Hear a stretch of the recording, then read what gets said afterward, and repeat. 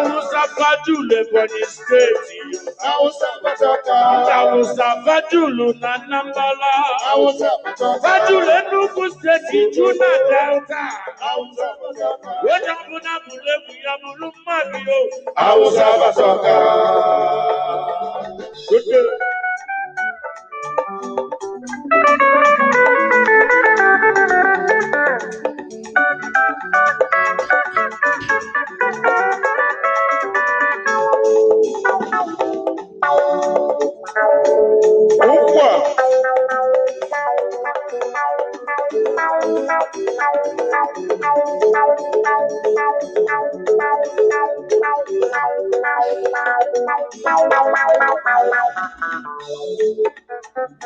Ọkwa yiji aka nye mmụọ anyị ife na-eme.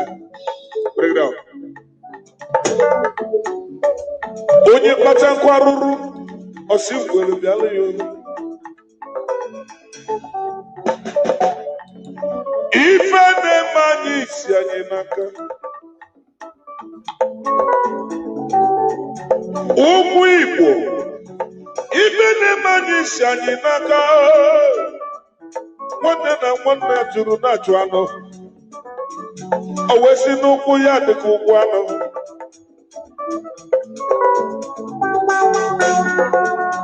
Ụmụ Igbo, ọkwa onye aghara nwanne ya. Kedu ka gị na nwanne gị si chi na-adụ n'isi n'ụkwụ ya dịka ụkwụ anụ? Oyibo, kedu ife mbele gị?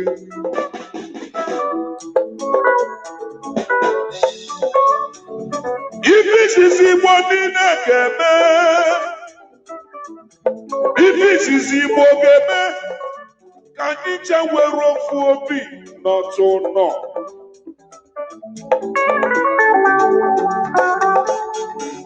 Asị m ife izizi ndị Igbo ga-eme Igbo niile were ofu obi n'otu nọ.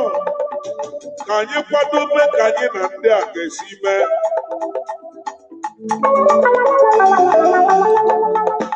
Maka ndị a na-ekwu ife enwe ha nọrọgo na ndị Igbo na-ekwenụ ka itinyere ife n'ọkụ afọlọ ya iruo na Aguleri ha nọ ya, ịgana n'ugwu ha nọ ya, ịgana ala ha nọ ya, ịgana n'Igbo ha nọ ya. Ndị Igbo chekọba n'onwe unu awụsa abatago ọka ife akarịa. Igbo chekọba n'onwe unu awụsa abataka. Igbo chekọba n'onwe unu awụsa abataka. Ụmụ Igbo awụsa abataka. Igbo chekọba n'onwe unu awụsa abataka. Ofu obi ka anyị chọrọ awụsa abataka. Ofu obi ka anyị ga-eji melie. Ofu obi ka anyị ga-eji gaa. Ofu obi ka anyị ga-eji.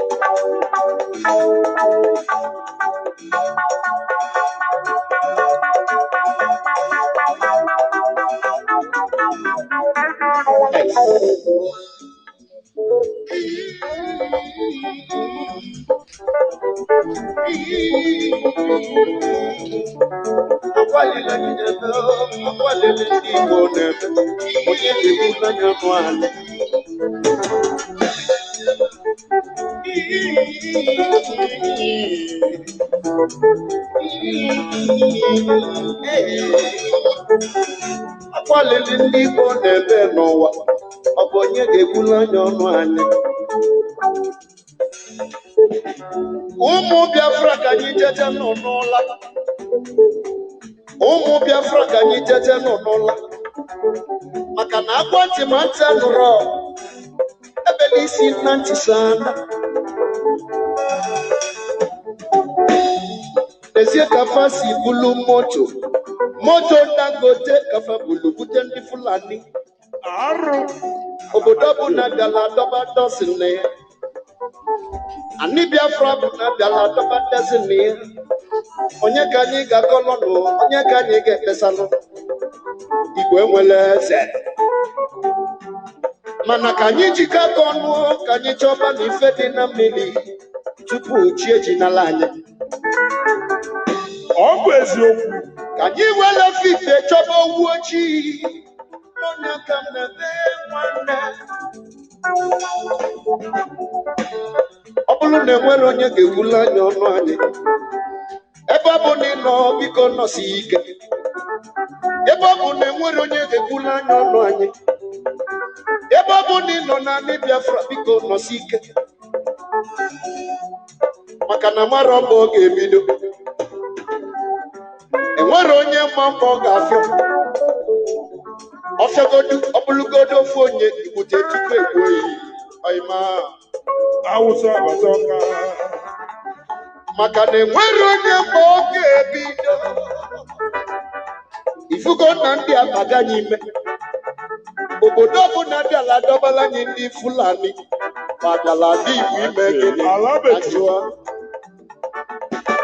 a na-achụ efi na ndị Igbo fachisigo fidi n'obodo fafa ji bịaba n'obodo anyị Igbo ka anyị mụrụ n'anya Igbo ka anyị mụrụ n'anya Biafra ka anyị mụrụ n'anya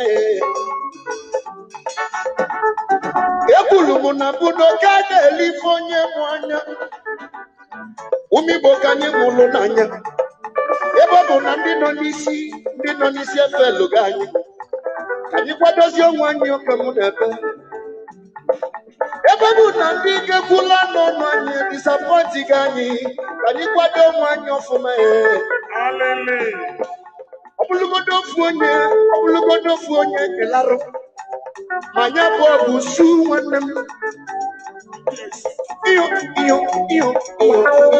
iyo alele kwonu mo ebelu ka tuke n'ọnụ Igbo chekwaba Awụsa bataka Igbo chekwaba n'onwunu Awụsa agbata ọka ụmụ Biafra chekwa n'onwunu Awụsa agbata ọka Biafra chekwaba n'onwunu Awụsa agbata ọka ụmụ Igbo chekwaba n'onwunu Awụsa agbata ọka Igbo chekwaba n'onwunu Awụsa agbata ọka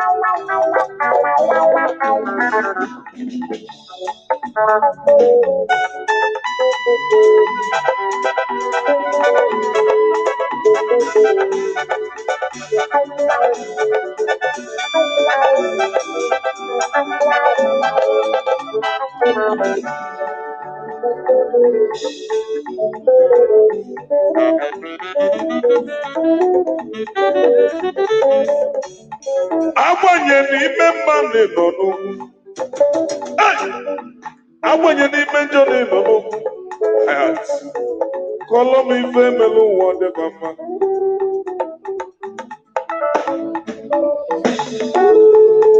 ụmụnne anyị ndị chebelu ka fa nọchite anya anyị fa ruru ebe mbụ chọba akpa fa Faro ụfọdụ nwere ebe fasi wee bido. Ụmụnne anyị jelu ka fa nọchite anya anyị. Faruru wee dọba na mafa. Faro ụfọdụ nwere ebe fasi wee bido.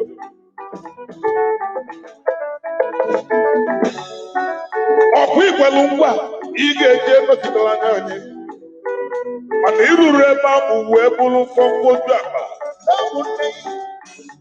Ka anyị nọta n'ụbanye ife niile chọlụ n'Igbo nwere ya. Igbo na-akọ nri dị mma. Iruo na-akụ leri, anakụ ụmụ orum, ọgbaru fa na-akọ nri. Ife niile chọlụ n'ala Igbo na anyị nwere ya. Maka na ụka dịrịrị ife onye nwe anya. Agba mkpọchu n'ogbe, agba mkpọchu n'ogbe. Ụmụnne m a na-amajụ ọgwụ ogbe ka apela akpụ. Onye akpara anyị aja n'ụzọ.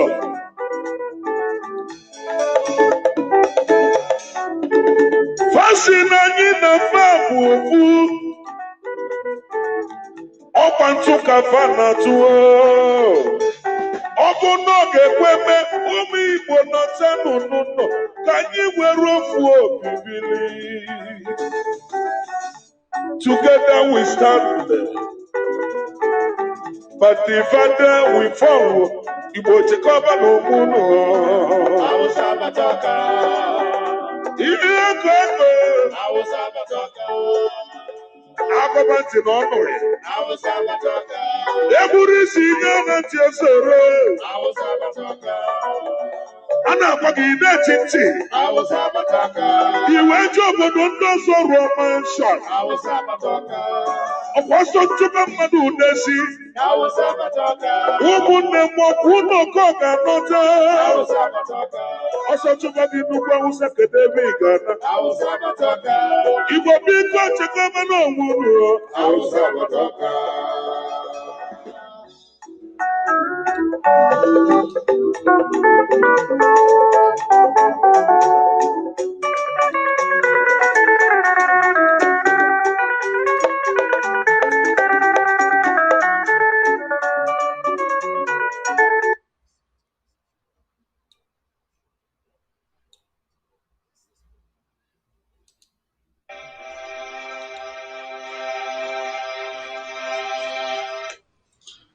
Good evening, wonderful people, great Biafrans, wherever you are domiciled, wherever you are living on the face of this very planet Earth.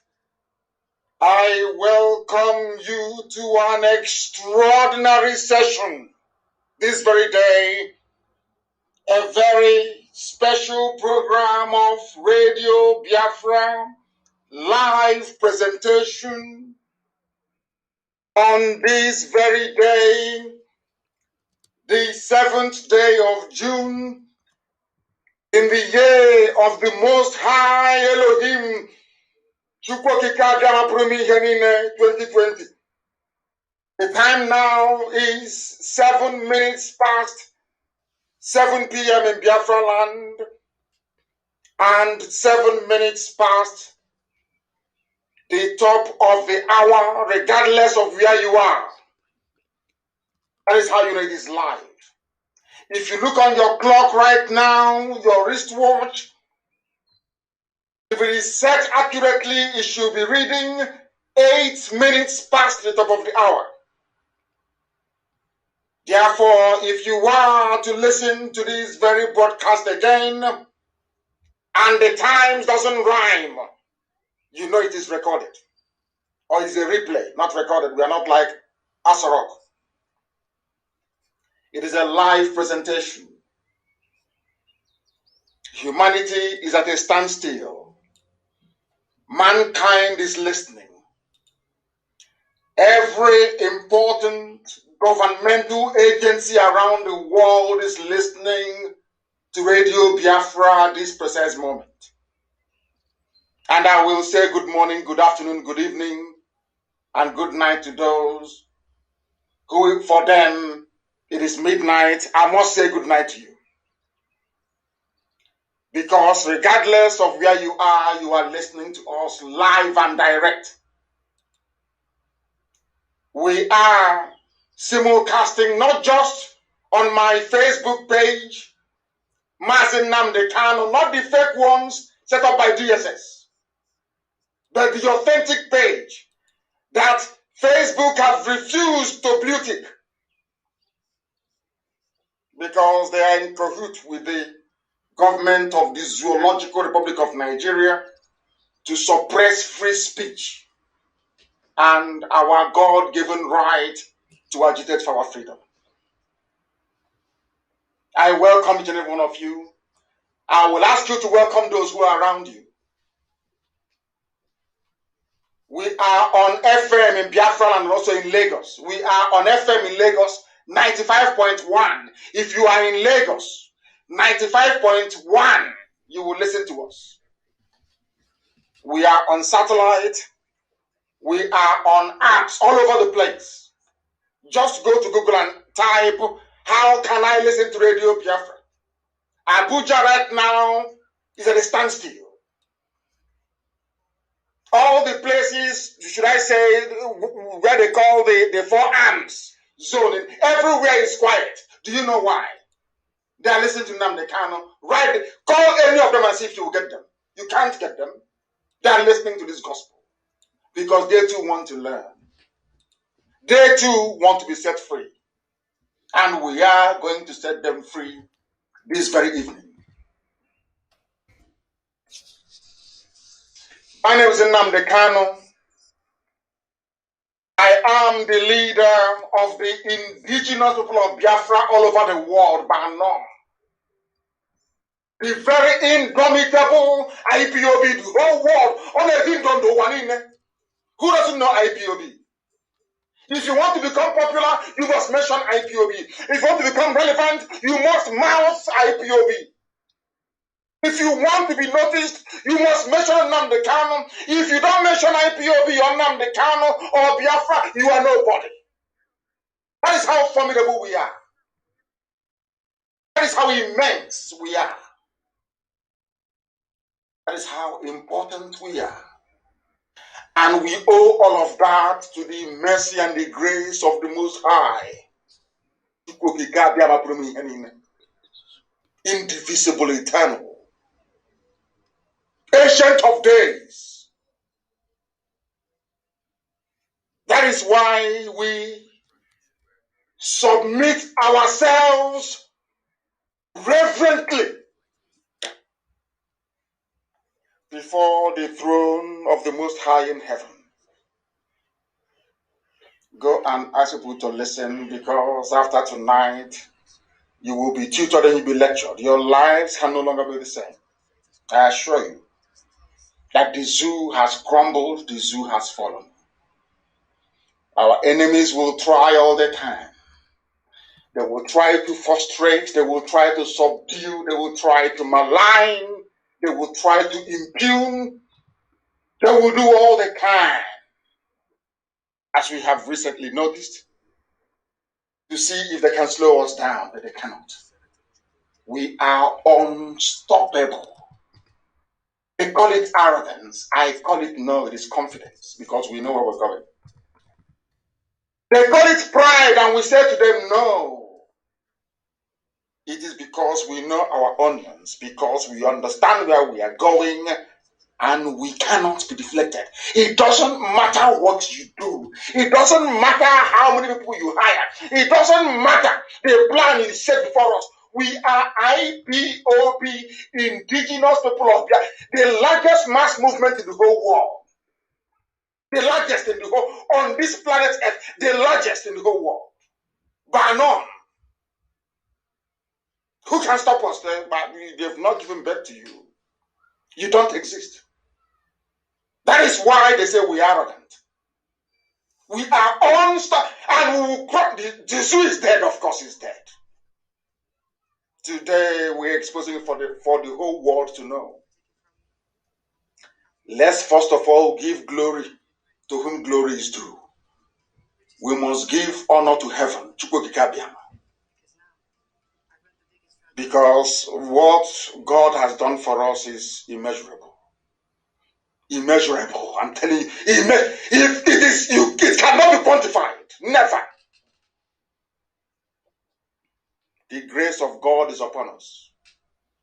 And that is why we proudly proclaim it every day. Unashamedly.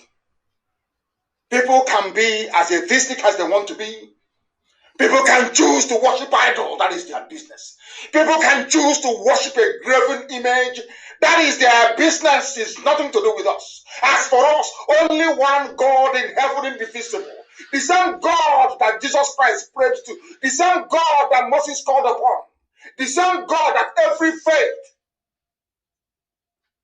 every religion calls upon. That one God is the one we worship. And in heaven, the angels are calling him Chukwukika Biama.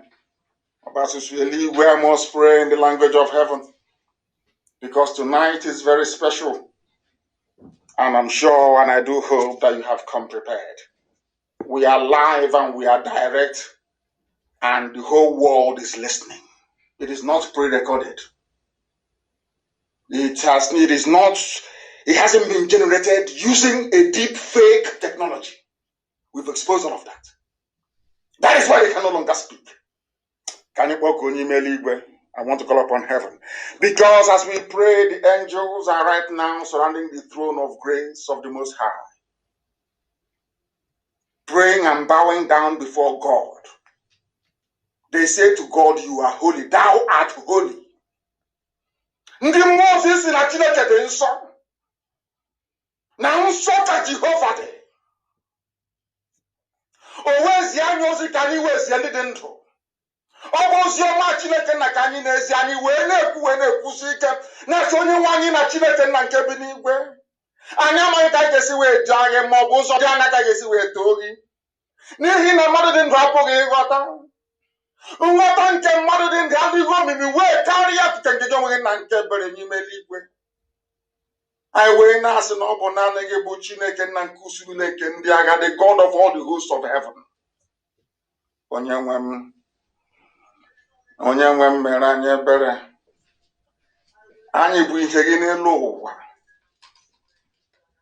Anyị bụ okike gị nna nke ebere iji aka gị wee kpụọ obodo Biafra wee dozie ya. Iwe nye ndị mmụọ ozi iwu si ha zie ndị dị ndụ na ọ bụ naanị gị bụ Chineke nna nke igwe bụ onye kwesịrị ntụkwasị obi. Na ọ bụghị mmadụ dị ndụ, ọ bụghị ihe nke aka mmadụ mere, ọ bụghị ihe nwaanyị si n'afọ wee mụpụta. Na ndị ọbụla na-efe ike efe gị n'ime mmụọ na eziokwu, n'ihi na enweghị chi ọzọ ewezụga gị. Na ọ bụ gị onwe gị si na atamahụhụ ụgbọ obodo Ijipt wee wezụga ụmụ gị ndị nsọ bụ agbụrụ gị n'Izrel. Anyị wee na-arịọ gị wee na-etinye ka mkpụkọ ụwa niile wee kere wee ghọta na dịka gị onwe gị bụ nna nke ebube dị ngọzi si wee zọpụta ụmụ Izrel na ọ bụ ekere ha n'Ijipt nna nke igwe, na ọ bụ otu aka ka ị ga-esi wee wezụga Biafra n'aka ọchịchịrị na-ekwe nsogbu obodo Zoo Nigeria.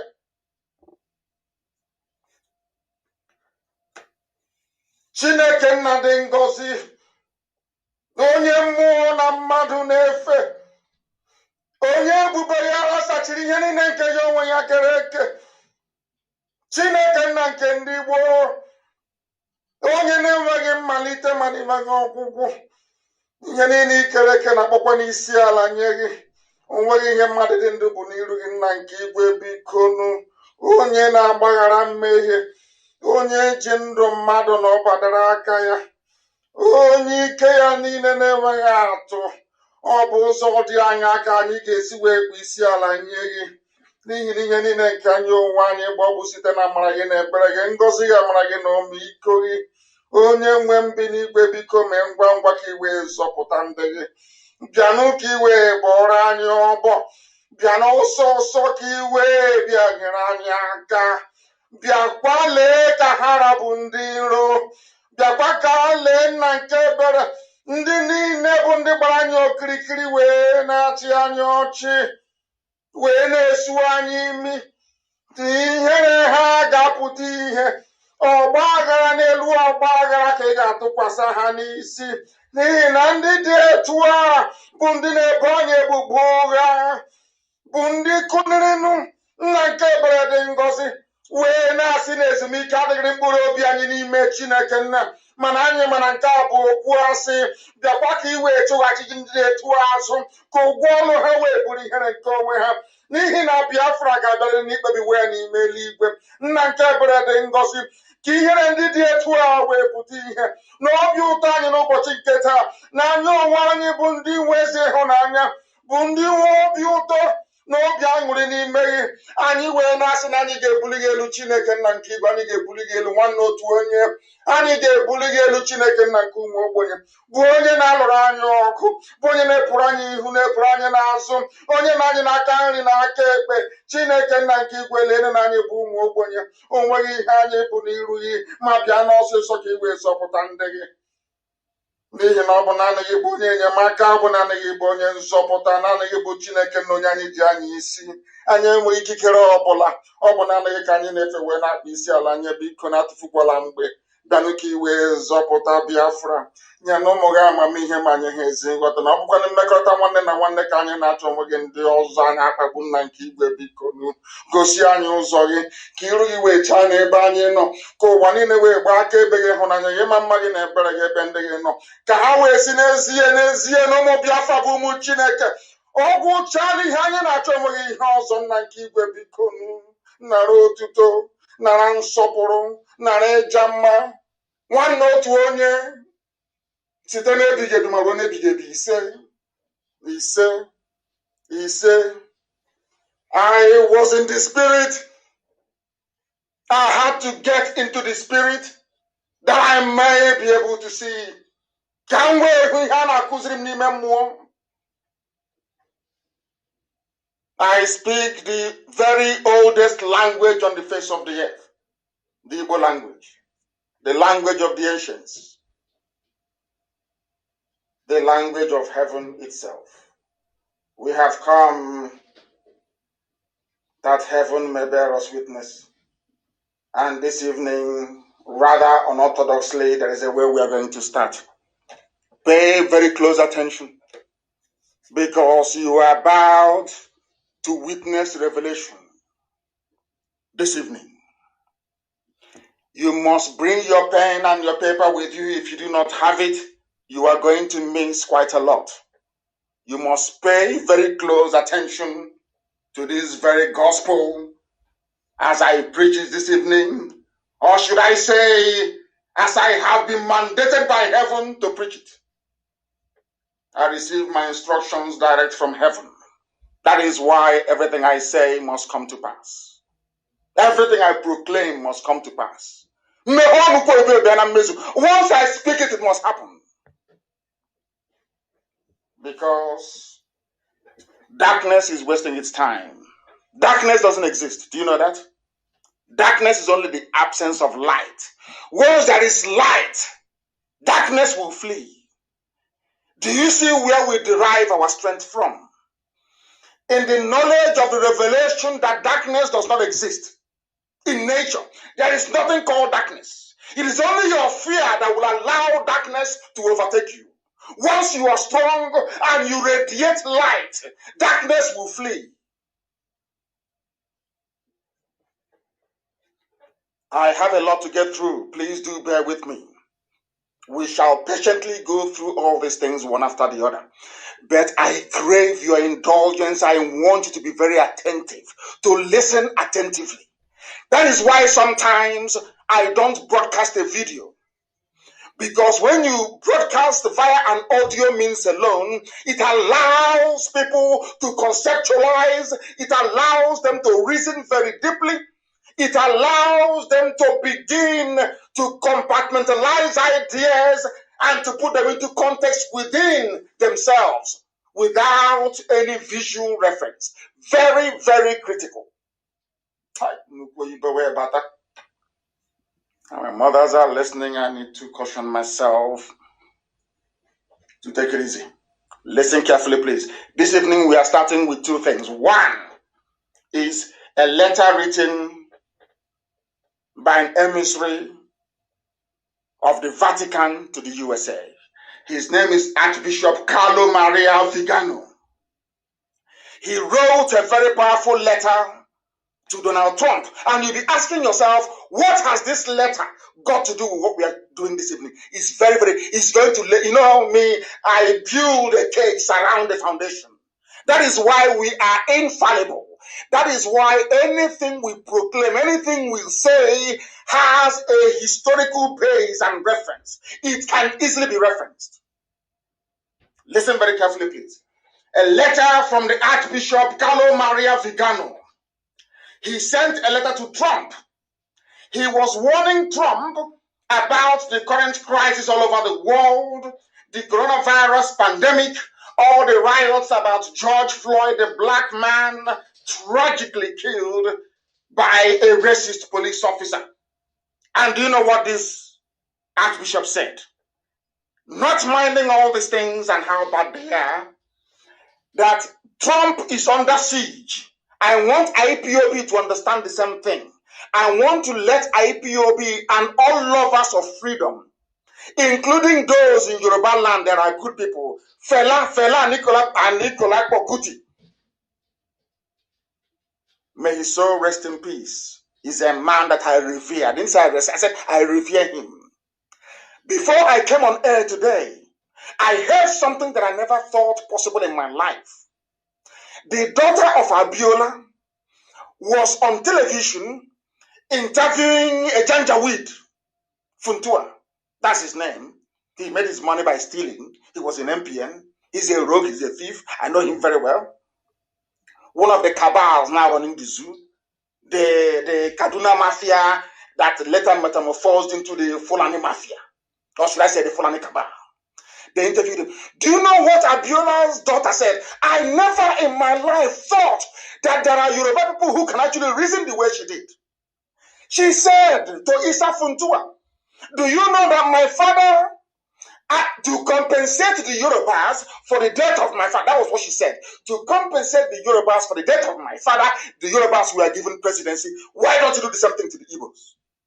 I said, are you sure she's Yoruba? I wasn't very sure until the Janjaweed was responding to her. And the Janjaweed said, your father. That was when I knew that was Abiola's daughter. I said, are you sure she's Yoruba? But it turned out that she is. So there are good people that also represent the light within Yoruba land, albeit that the evil ones are overshadowing them. That is the essence of these very fundamental base I want to cast this evening as we proceed on this epic, I call it an epic broadcast. You must listen attentively and pick every word that I utter. It will lead you into the light and into freedom. I want to tell you that everything that is happening now is because Biafra is very close. So all the entities of darkness, they are converging. They are unleashing everything they can to see if we can be stopped or slowed down. But they have now realized that we are unstoppable. And that is their frustration. And you'll be wondering, but why, what all these things I'm talking about Biafra, what has it got to do with a letter written by an archbishop to Trump? Now, let me reveal it to you. Archbishop was writing about coronavirus, the pandemic, and George Floyd riots. He said that what we are witnessing now is an eternal spiritual struggle between the forces of good and that of evil. The same thing that is happening with Biafra. And it's a very good thing that all of a sudden, Hausa, Kanuri, Gwagi, Igbirao, Bachama, Jukun, name it. Everybody now knows that Biafra meant well. I'm using the word meant, past tense, to refer to 67, 70. Now, everybody now knows that Biafra meant well for them. And even today, in this contemporary time that we live in, that Biafra means well for everybody. Now they know that Biafra means well for everybody. Do you know what has been happening over the years? According to this Archbishop, the struggle that Biafra was facing was not only physical but also spiritual.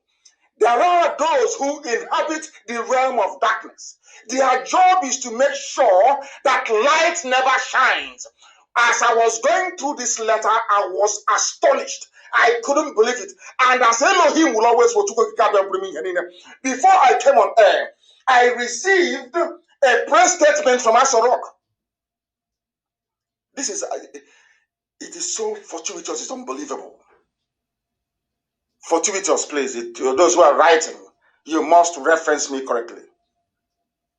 This is it's incredible.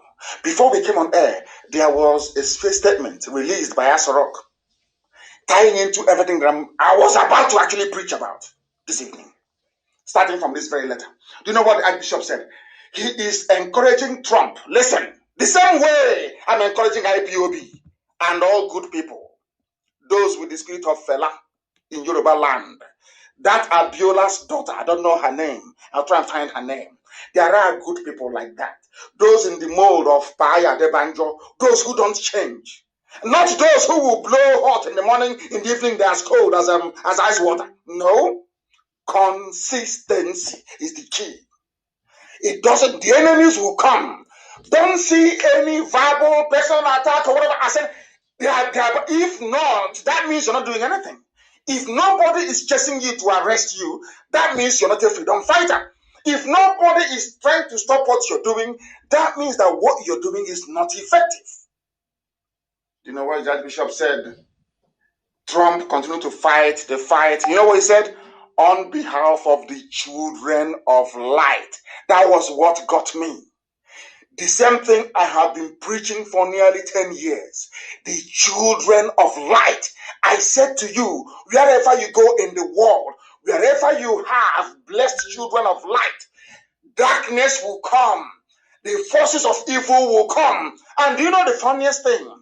Darkness and evil are not very strong. All you need to do as light is to summon the courage to produce the necessary energy to be able to bring your light to shine. Once your light shines, evil will flee. Archbishop Carlo Maria Vigano said to Trump, continue your fight on behalf of the children, in quote, children of light. The same thing I've been preaching to you from day one. Now we proceed. But before I do so, I want to also situate this whole Floyd business on George Floyd. Very sad he died. I want to play what Fela said many years ago about the hypocrisy of the then Nigerian government saying they are fighting apartheid. I want to play it for you very briefly so you can understand that hypocrisy. Anybody who is upright in life can never be a hypocrite. You don't follow the crowd for the sake of it. You must find reason to follow that very crowd. There must be a reason. Do you see why I revere Fela? Consistency, it does not matter. Fela was a crusader. Fela said that evil is evil, good is good. It doesn't matter if that evil is in South Africa, whites against blacks. It doesn't matter where it is. If you cannot condemn what is happening in Nigeria, you cannot condemn what apartheid is doing to blacks in South Africa. I want to play it very briefly for you. We are just weaving, should I say, the fundamentals together of tonight. I said there has never been a program like this before. Heaven gave me a message to preach. There will never be one like this ever again. I'm telling you the truth. Listen attentively. Listen attentively and learn. This is Fela, a Yoruba man, mind you. South Africa is better than Nigeria. South Africa is better than Nigeria. I know so. I know so. But look, we are saying whites are mistreating black. Whites are mistreating black. That's what Fela is saying many years ago. I want you to, as I'm analyzing this thing for you, Think about this man that was killed, tragic, George Floyd, and the outpouring of grief all over the world. White people are protesting. Remember many years ago I told you that there is one thing about white people. No, you can accuse them of anything in life, but at least they have conscience. That was why God loved them and gave them the grace.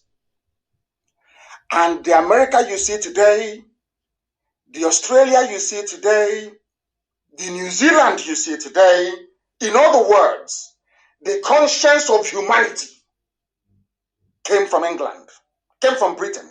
As bad as Britain was, still God gave them the grace that through them the greatest civilization will emerge, which is USA, which for your information is the longest running civilization in the history of mankind.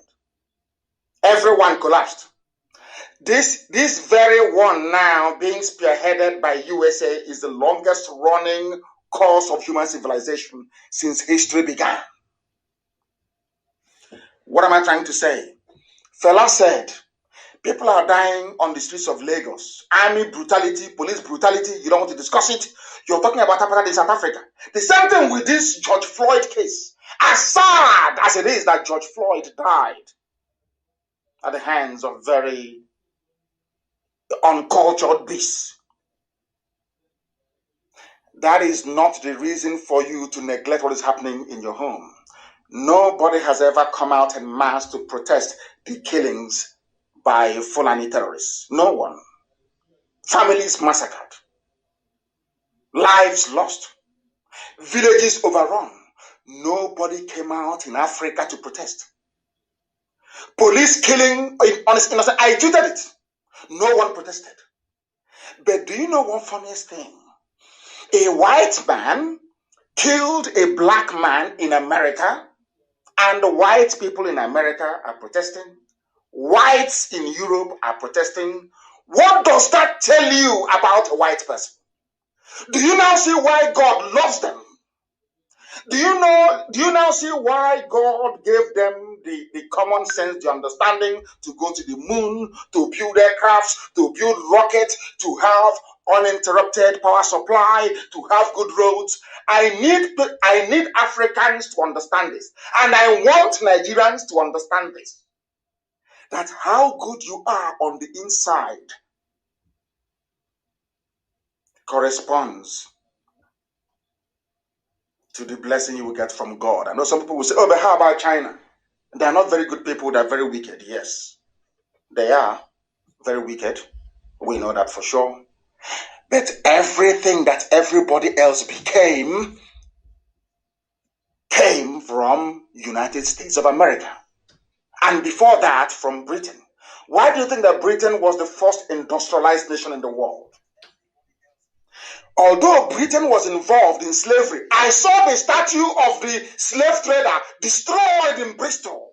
The man was involved in slavery. Today, they destroyed his statue in Bristol. Whites destroyed his statue. But in Nigeria, you have somebody that still named the stadium in Kanu after Abacha, despite his brutality. That is the difference between white people and the black people, and that is what this my man is saying, fella.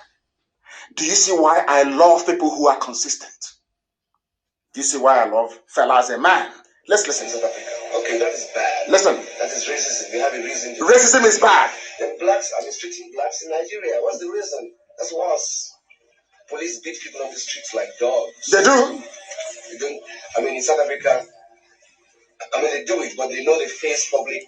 Listen, police beat and kill people on the streets of Nigeria every blessed day. And as a matter of fact, in all over Africa, other African cities, people are dying at the hands of black police officers, black army officers. Even then in South Africa, as apartheid was raging, whites against blacks, there were white people that campaigned vigorously against apartheid. But you are in Nigeria, where IPOB did nothing to you. All they are doing is to bring freedom for everybody, arguing and agitating for freedom. which on its own is not a crime. All of you kept quiet. Some of you wicked souls were writing and cheering the army as they were slaughtering unarmed people. That is to show how evil and wicked you are as a black person. And now you can understand why you don't have any good roads, why you don't have good hospitals, why you don't have good schools, because you are the embodiment of wickedness. And you need to repent and change from it. That is the essence of our program this evening. Fella, please. Public criticism. So they watch themselves to do it. But in Nigeria, they say Nigeria is against apartheid. Nigeria is this, Nigeria is a good. In America, talks about Nigeria like Nigeria is the greatest African country. Great African country. But Nigeria is the worst African country. We have the worst. The worst, even then, Fela was saying that Nigeria was bad. The worst African country. I'm a proud Nigerian. I'm in America. Nigeria is a giant of Africa. But they know it's all fake. All lies. This man held his ground over the years. He never changed. Consistency never changed. Fela was the same person. Never changed for anybody. He was on the side of the truth. These are the people that I respect. These are the people that I revere. These are those we honor. Now you understand how we flow. You know our philosophy. Now let me go into the letter itself. I believe that the base has come up enough. Let's start weaving and constructing on top of it this very evening. This very bishop wrote, dear Mr. President, in recent months, we have been witnessing the formation of two opposing sides that I would call biblical. The children of light and the children of darkness. I couldn't believe it. Exactly what is happening in the zoo called Nigeria between Biafra and those who love servitude and slavery. Biafra represents freedom. I said freedom for everybody. Freedom for all. A confederation. Go to your ethnic group and organize yourselves the best way you know how before the white man came. Use the resources in your land to develop to your fullest potential. Now, do you understand it? There is a war going on. You may not see it. You may not understand it between the children of light and the children of darkness. You must understand this. If you don't understand it, you remain blind. Who are the children of darkness? Those that come to you and tell you, oh, Biafra is not possible. What are you talking about? Why not one Nigeria? Who are the children of darkness? They are your pastors should I call them, in Pentecostalism. That's about one Nigeria. Anybody who says to you, pray for one Nigeria, that person automatically becomes a child of perdition, a child of darkness, a product of Lucifer. They want you to be held down in perpetual slavery. They want to hold you down in bondage. I am saying this with every clarity of mind you can ever imagine. It is here. It's Yoku Chineke. In recent months, we have been witnessing this battle, but in the zoo called Nigeria, these children of light that is in Biafra, we have been fighting darkness in Fulani since 1967. Total darkness. That is why no good roads, no good schools, no hospitals, because you are in darkness. Now the children of light, that is Biafra, we've been pulling you, telling you there are better ways to do all these things. Go back to your house, go back to your villages, build it, make it look great. And the forces of darkness have been prevailing until we came, or should I say, until Chukwokika Biama determined that we should come. Listen, the children of light constitute the most conspicuous part of humanity. We are the greatest. The bishop is saying that we are greater in number than the forces of darkness. And ask me how, and I'll even prove it with the case of the zoo called Nigeria. How many are the Fulanis oppressing all of you? They are not up to 30 million. All the Fulani are not up to 30 million. Do you know what the bishop said? The bishop said, listen very carefully. He's the archbishop actually, please. He said Do you know what is very funny? That in nature itself, that the children of light outnumber the children of darkness, that darkness in them is in the minority. Do you know if you go to your house now, or those of you listening, go and switch on the light bulb. It's dark in Biafra land. Go and switch off the light bulb. What will happen? Darkness from nowhere will come. Isn't it? From darkness, you see darkness immediately. Switch on the light again, there will be no darkness. And as long as that light is on, listen carefully, as long as that light is on, darkness can never come. Darkness only exists when there is an absence of light. As long as your light bulb is on in your room, darkness can never come forever and ever. That is how God made this world. That's how it is. We outnumber them. We have more resilience than them. But for you to switch on that light, for that bulb to be on, it requires energy. Maybe the dam needs to be running. Maybe the gen needs to be running. Maybe you need to put petrol in it. That is what we are putting in every day. That is the effort we make every day. In other words, for you to allow the light to continue shining, you cannot afford to be lazy. But funniest thing is, darkness is very lazy. And it looks for lazy people and eats them up. Now, let's say you switch on your light bulb and the petrol in the generator finishes. Darkness will come, isn't it?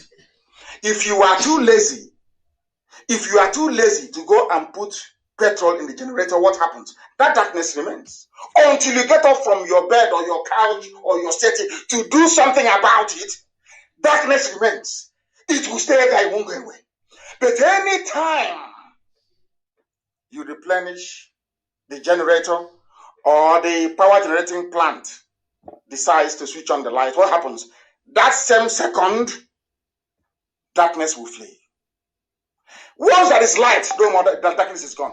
That is why, as strange as it may sound, darkness is not a natural phenomenon because it's from the devil, from Lucifer.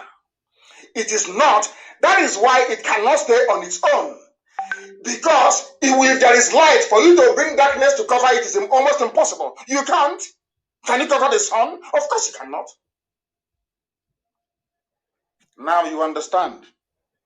And very soon now, we are at 12.7K on Facebook, which of course is even a suppressed number because they wrote a special algorithm for us.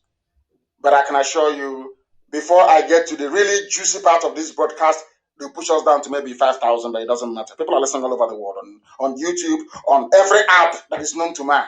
We are on satellite, and we're also on FM. So it doesn't matter what they do. Now we continue.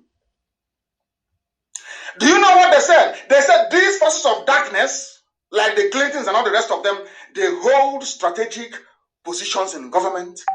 They are in politics. They are in the economy. And they're also in the media, like Channels TV. That devil is everywhere. It's everywhere. This is a letter written by an archbishop to Trump that I'm using to form the basis of our program this very evening.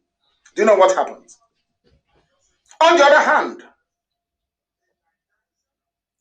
these very two opposing forces, they have a biblical nature. They follow the clear separation between the offspring of a woman and the offspring of the serpent, Abo, snake.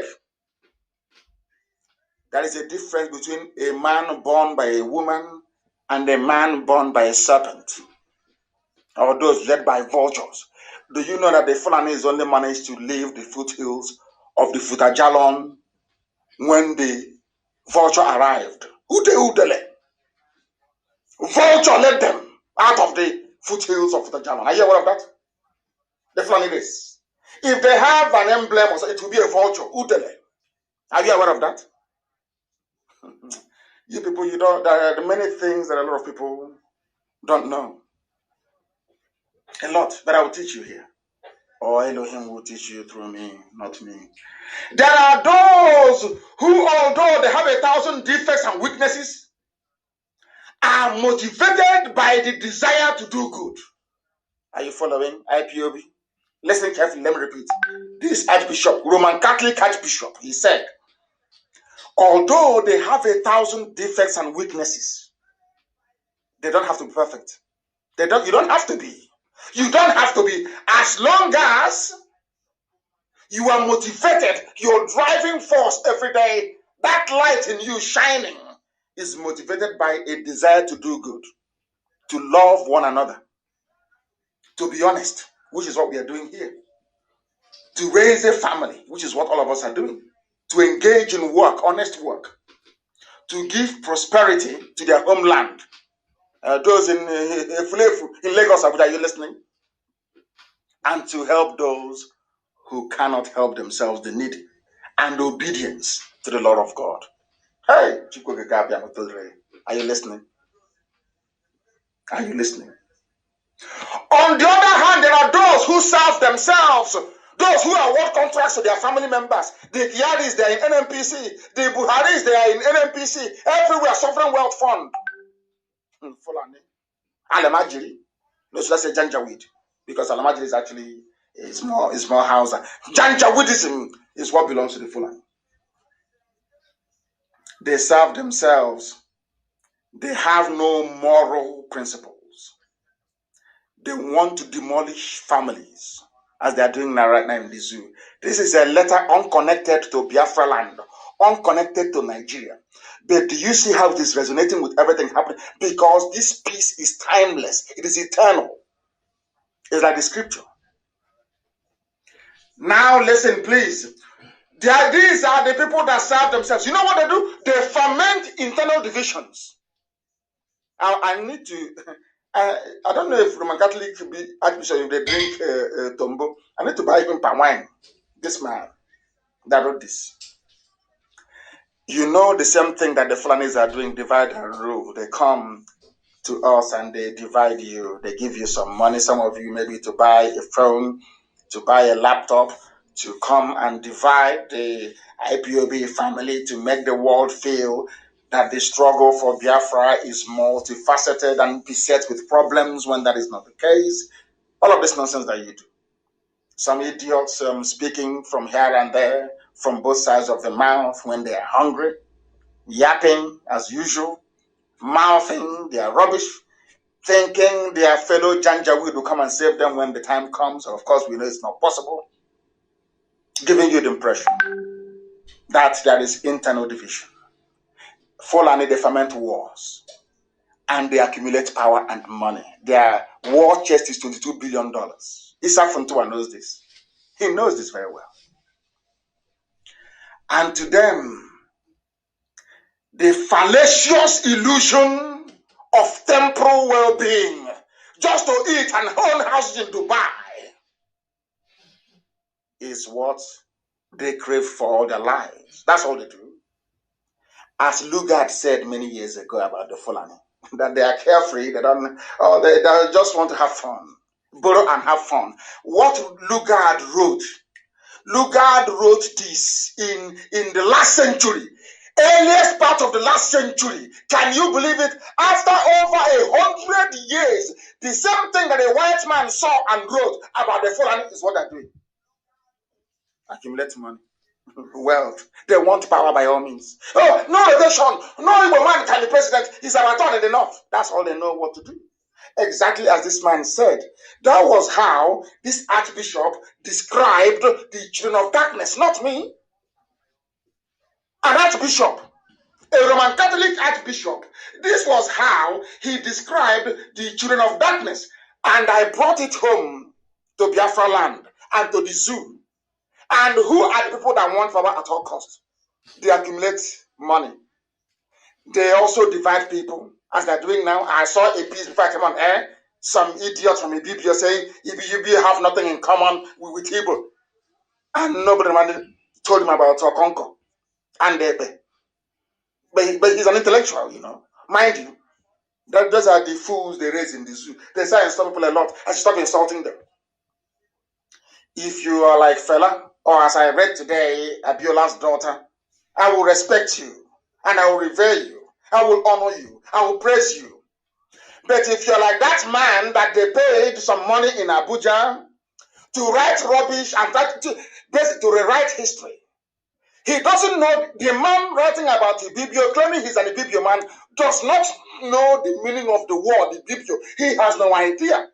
He doesn't know who Aliyu Ekine is. He doesn't know. It was an Ibibio man that met me in London in the year 1998 at Waterloo Station. Dr. Aliyu Ekine. The daughter is Soraki. Go and Google her. Soraki, Soraki. Soraki Ekine. Go and Google her. The Ibibio from Akwa Ibom. The father worked for Gowon. The man begged me. You know, everything that I do in life, I have a witness. I always have a witness. There was a man, a retired London police officer. Chukudumi Kazo.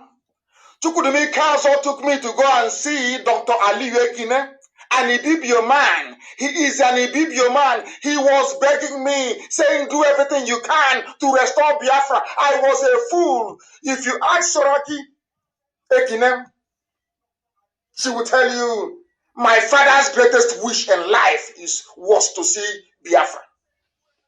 Ibibio man, learned. You have one fool in Abuja. They gave him money. Said, "Oh, there is nothing, not the happen." Do you know you are in Abuja? How can you be in Okonko? From Abuja? Do they have Okonko in Babalada or in Ashokoro? Do they have a dance in Ashokoro? So you don't know. You were born outside. That was why I said everybody must go back to where they come from to develop it. You were born outside. The only thing tying you to Biafra land, to Ibibio, is just your name. You know nothing about our culture. You travel from Abuja, maybe you go to London, you go to New York, and you come back, you stop over in Lagos. You know nothing about the village. When you come to the village on the 24th of December, and you go back to Abuja on the 3rd of January. You know nothing. You are not in any of the fraternities. You know nothing about Tepe. You don't know about Ekbo. You know nothing about Okonko. And you claim you're from Ibibio. Can't you see how useless your life is? With I've all that nonsense you wrote for nearly 2 weeks. Only 5 sentences, and you go back to the drawing board and see how foolish you are. The meaning of the word Ibibio means Ibonta. Junior Igbo, that's the meaning of the word Ibibio. If you don't know, you claim you're from Ibibio, you don't know the meaning of your own name. What a shame. And you're busy. And funny enough, Premium Times carried it. Every zoo paper carried it. These are the people that this Archbishop Carlo Maria Vigano is talking about, that the children of darkness are everywhere, even in the media. I told you tonight will not be like any other. Didn't I tell you? We must continue. We have to continue. We need to continue. And now,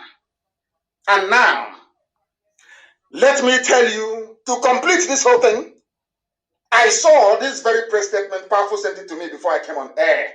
It's called State House Press Release. From their so-called presidency without president, presidency without vice president. Listen carefully, please. Let me read for you what Nigerian government Aisha wrote before I came on air. State House press release. IPOB, self-proclaimed Jews using Christianity to wage war against the Nigerian state. That's the headline of the press release. What did they say about children of darkness? They divide.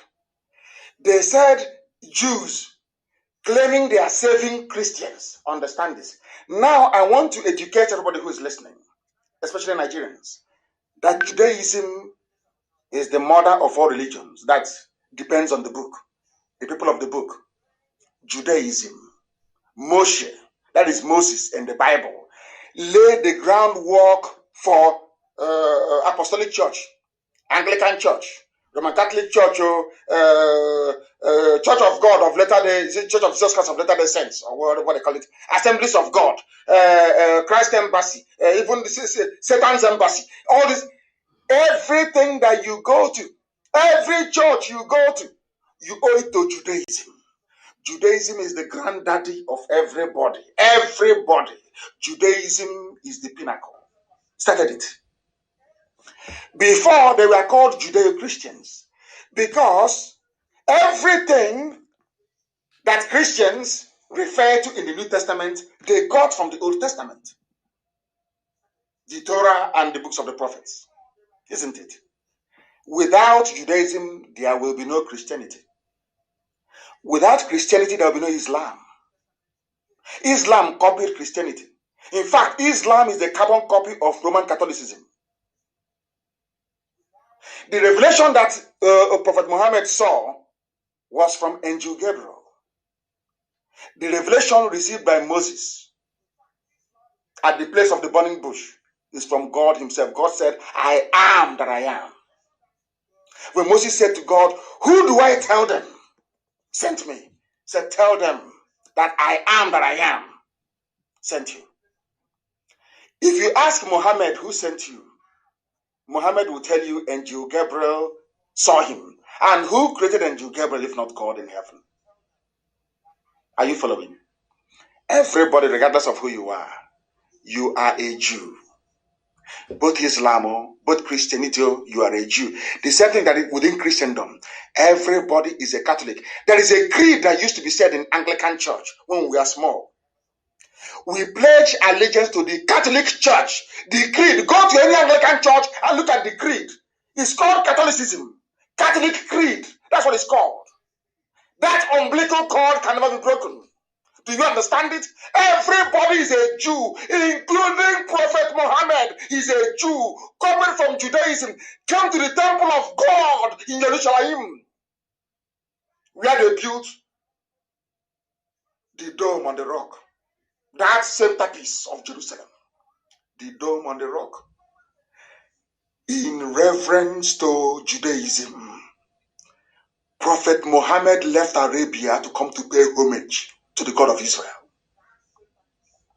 And inside that very temple of the God of Israel, they built the Al-Aqsa Mosque. Inside that same temple of Solomon in Jerusalem, rebuilt by King Herod, all the Christians of Europe fought many wars for many years to go there to receive legitimacy. Without Judaism, there will be no Christianity.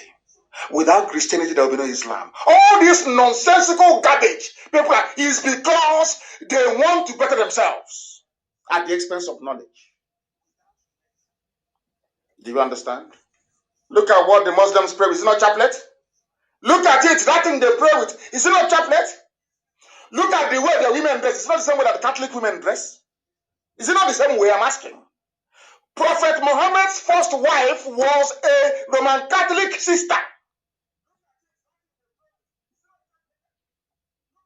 So you don't know that Muhammad married a Christian, a Roman Catholic? So you're not aware? And they will come to distract you. They are the children of darkness. That is their job, to take you away from the path that will lead you into light, into darkness. That is what Nigerian media have been doing, because they represent darkness. That is why nothing is moving in the zoo called Nigeria, because all of them are in it together. Children of perdition, children of darkness, and we are in constant battle with them because we represent the light. That's what the bishop said. Let me read what they wrote from the presidency. They want to divide us. They're telling you, oh, it's Judaism. Nnamdi Kanu is practicing Judaism. IPOB is Judaism. Therefore, the rubbish. Without Judaism, no Christianity. Almost every gospel in the Holy Book made reference to the book of Psalm in the Old Testament. What is Judaism? Old Testament. What is Christianity? New Testament. That's all. Combine them till it becomes a Bible. Isn't it? So, but now you see how divisive the Fulani are. They want to divide us. You know, in other words, tell you, oh, if you're a Christian, oh, don't mind them all. They are practicing Judaism, so they cannot fight for you.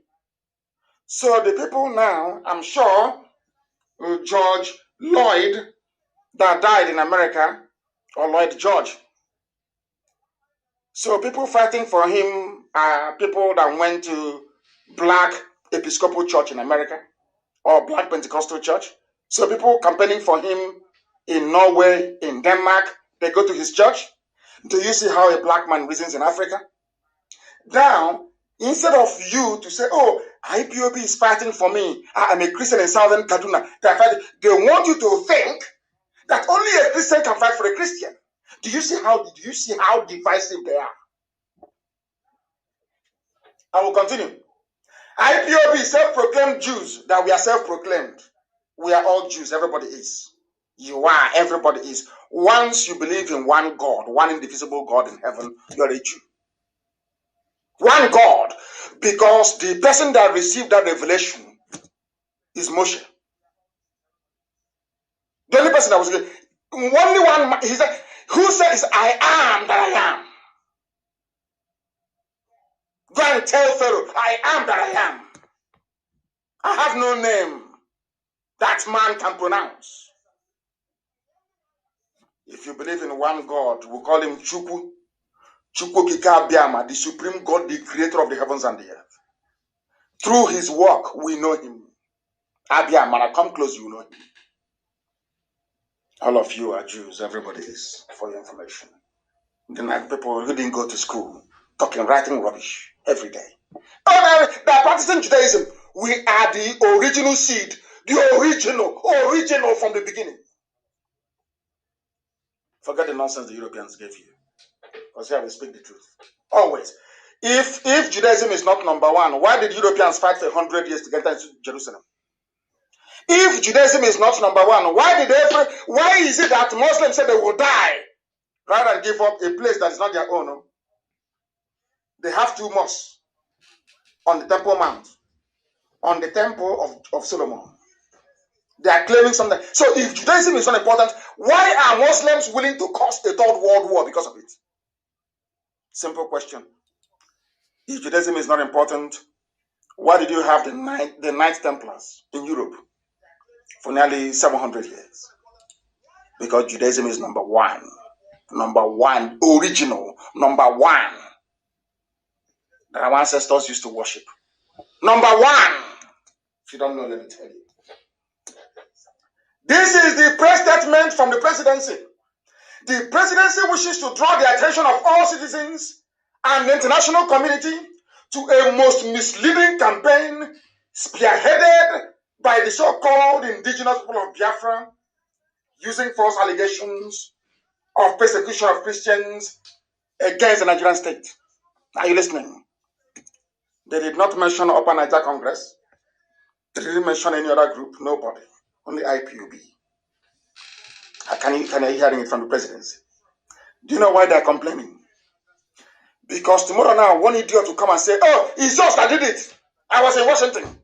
But I've been telling you from day one, there are some diplomatic moves we are making that the eyes cannot see. That very soon you will see it, and this is the result. The world is now calling them every day, saying, "What are you doing?" This is what IPOB is telling us. And now they are responding, telling the international community that the so-called are no longer proscribed. Can you see how all of a sudden IPOB is no longer a terrorist group to them? Before, Gorbachev would say the proscribed, the terrorists and proscribed, illegal, illegitimate IPOB. All that is gone. It down belongs to the past. What it's now saying is the so-called indigenous people of Biafra using false allegations of persecution of Christians against the Nigerian state. A very deep, please, Amaka, please release the press release. They put it everywhere. Powerful, send it to Amaka so they can put it everywhere so they can read it yourself. A very deep and wide investigation by an agency of the Nigerian government working with international partners have made us become aware that there are 2 interconnected campaigns being run concurrently by Chineke, children of light, IPOB in this regard. And Jihanon, that's why the zoo is collapsing. It's gone, completely gone. People play with IPOB at their peril. You don't know who we are. We destroyed Nigeria. Talk less of another security guard. Somebody said to me once, "I am used to counting in millions, so what is thousands to me?" We bring down people that think they cannot be brought down. We destroyed Buhari. We destroyed Abakari. And Aisha is on the run. Where is Buratai? We destroyed people who are men. Talk as ordinary guard. In the night, we touch checking the pipe to see if there's any leakage of kerosene. You want IPOB to remember you, to talk about you, so they can give you more money. Okay. It's only a pin. If you want to deflate a balloon, you don't use a sledgehammer. You don't use a rod. You don't use a plank. It's not tiny pin. You can't see it. You put it on the bell of boom or wash it in. Yes. People talking rubbish. You see, this is who we are. This is how formidable we are. Any Jizu or Joe, we are holding them in a bad place. We have no time for idiots. Your distractions have no time for it. Our eyes are on the jugular. I will decapitate Nigeria. I will destroy Nigeria completely. As a complete destruction, I said, let me report. I said, by the time I finish with Nigeria, the name Nigeria won't exist. They removed Biafra from history textbooks and geography. By the time Nnamdi Kanu is done with Nigeria, back is up. The name Nigeria will no longer exist. This is finished. That's what I went on to say, that IPOB is using the cover of Christianity and calling for a U.S. special envoy. IPOB is calling for a U.S. special envoy, not any other person, not any other group of people. Hey, you people in IPOB, you don't know who you are. You don't know the waves you're making all over the world. You don't know how strong you are. You have no idea. You have no idea how powerful you have no clue. You are being discussed in every government. Even, do you know the funniest thing? Even in the midst of COVID-19, you know, when Chukwu Biama set us up to go and fight this battle, do you know what God said to me? I will make this journey very, very hard for you and those that I will bring. He didn't say your followers. I don't have followers.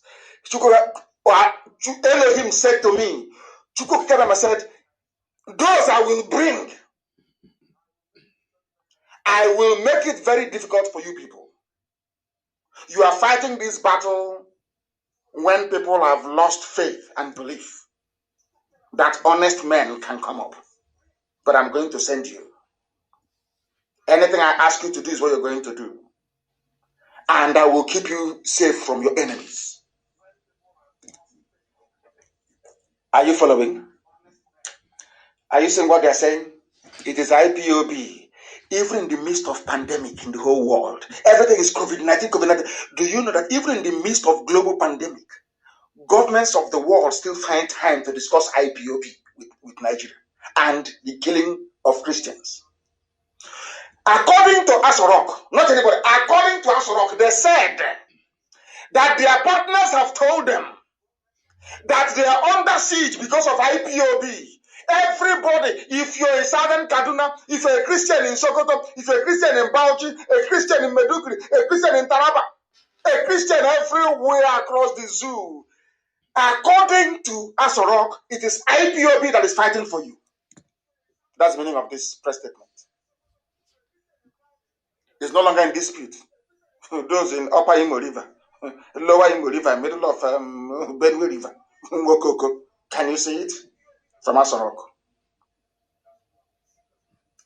That is why they are jealous. But who won't be jealous of them? Why won't you be jealous? If you're in a movement as successful as IPOB, the largest movement in the whole world, why won't people be jealous of you? Why won't people be jealous? I'm asking you. So it should be something to be proud of. When people talk rubbish, you should carry yourself with pride and honor. Because you're making, even in the midst of a global pandemic, that is to show you how potent we are stronger than COVID-19. Because in the midst of COVID-19, they are discussing IPOB, how IPOB is fighting to save Christians in Nigeria. Can you believe that? Can you believe that? Formidable. Exceptional. You don't know you don't know who we are. But at least now Asorok there. I told them before, you are playing with us. You don't know who we are. But now they know. Now they know. The IPOB leadership that proclaims itself as Jewish, a position not shared by the generality of members. We don't have members. We only use the word members sometimes to make people who are not well educated to understand what we're saying. We are a nation. We represent the nation we are the indigenous people of Biafra. We are not a group. There are indigenous British people like the Celts. They're not a group. The Celtic race across the British Isles, which is Welsh people, people from Cornwall, the Scottish people, and the Irish. The English they came from Denmark, and they came from Germany. England, you see today, is a mongrel race. They come from the Isles of Denmark, and some of them came from Saxon, from Lower Saxony in Germany. They are not original British people. The only original British people are the Celts, the Celtic people. And they have their language tomorrow morning. Now you understand, don't you? Hey, Eliwe, heaven is bearing me witness, not man. Man, what we are saying is beyond the knowledge of people schooled in a very decrepit, very dilapidated system of education in the zoo. You can't comprehend what we're doing. Anybody, you can't. I'm telling you the truth, you cannot. You cannot. They say, but I have now proven to Aisha, who is the current Madam President of Nigeria, including yourself, Aisha, you're a Jew.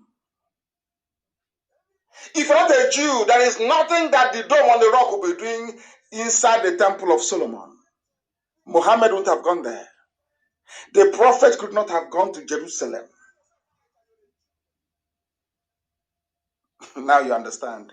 Everybody is a Jew. Everybody. And because the Jews are the children of light, that is why darkness will always hate them. If you hate a Jewish person, that means you belong to darkness. Because they are the light. In the whole world, the best scientist of the world, everywhere is Jewish, for your information. Something very proud of. Very proud indeed. For reasons of convenience, he claims, they're not referring to me, he claims, no longer IPOB, they are not referring to me. For reasons of convenience, he claims to have an interest in the welfare of Christians. They're talking about me. He claims. They don't want to send Nnamdi Kanu, he said he claims. Let's leave them and wait for the burial. They're finished. They're finished. Let me tell you that this subterfuge and misinformation by the Fulani Janjaweed is how they operate. They think now it's like before. It's an online country. You're on Facebook, you're online. I warned you last week, they want you to leave social media so they can occupy it and keep lying against you. That's why I said, I want every Biafran to, I've been telling you this, Facebook and Twitter, very, very critical. Let's fight this battle. We are the light, they are the darkness. Darkness has never defeated light before because darkness doesn't exist in nature. Darkness only exists due to the absence of light.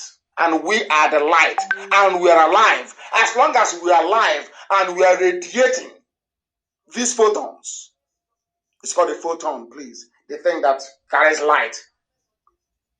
There is no way that darkness can prevail.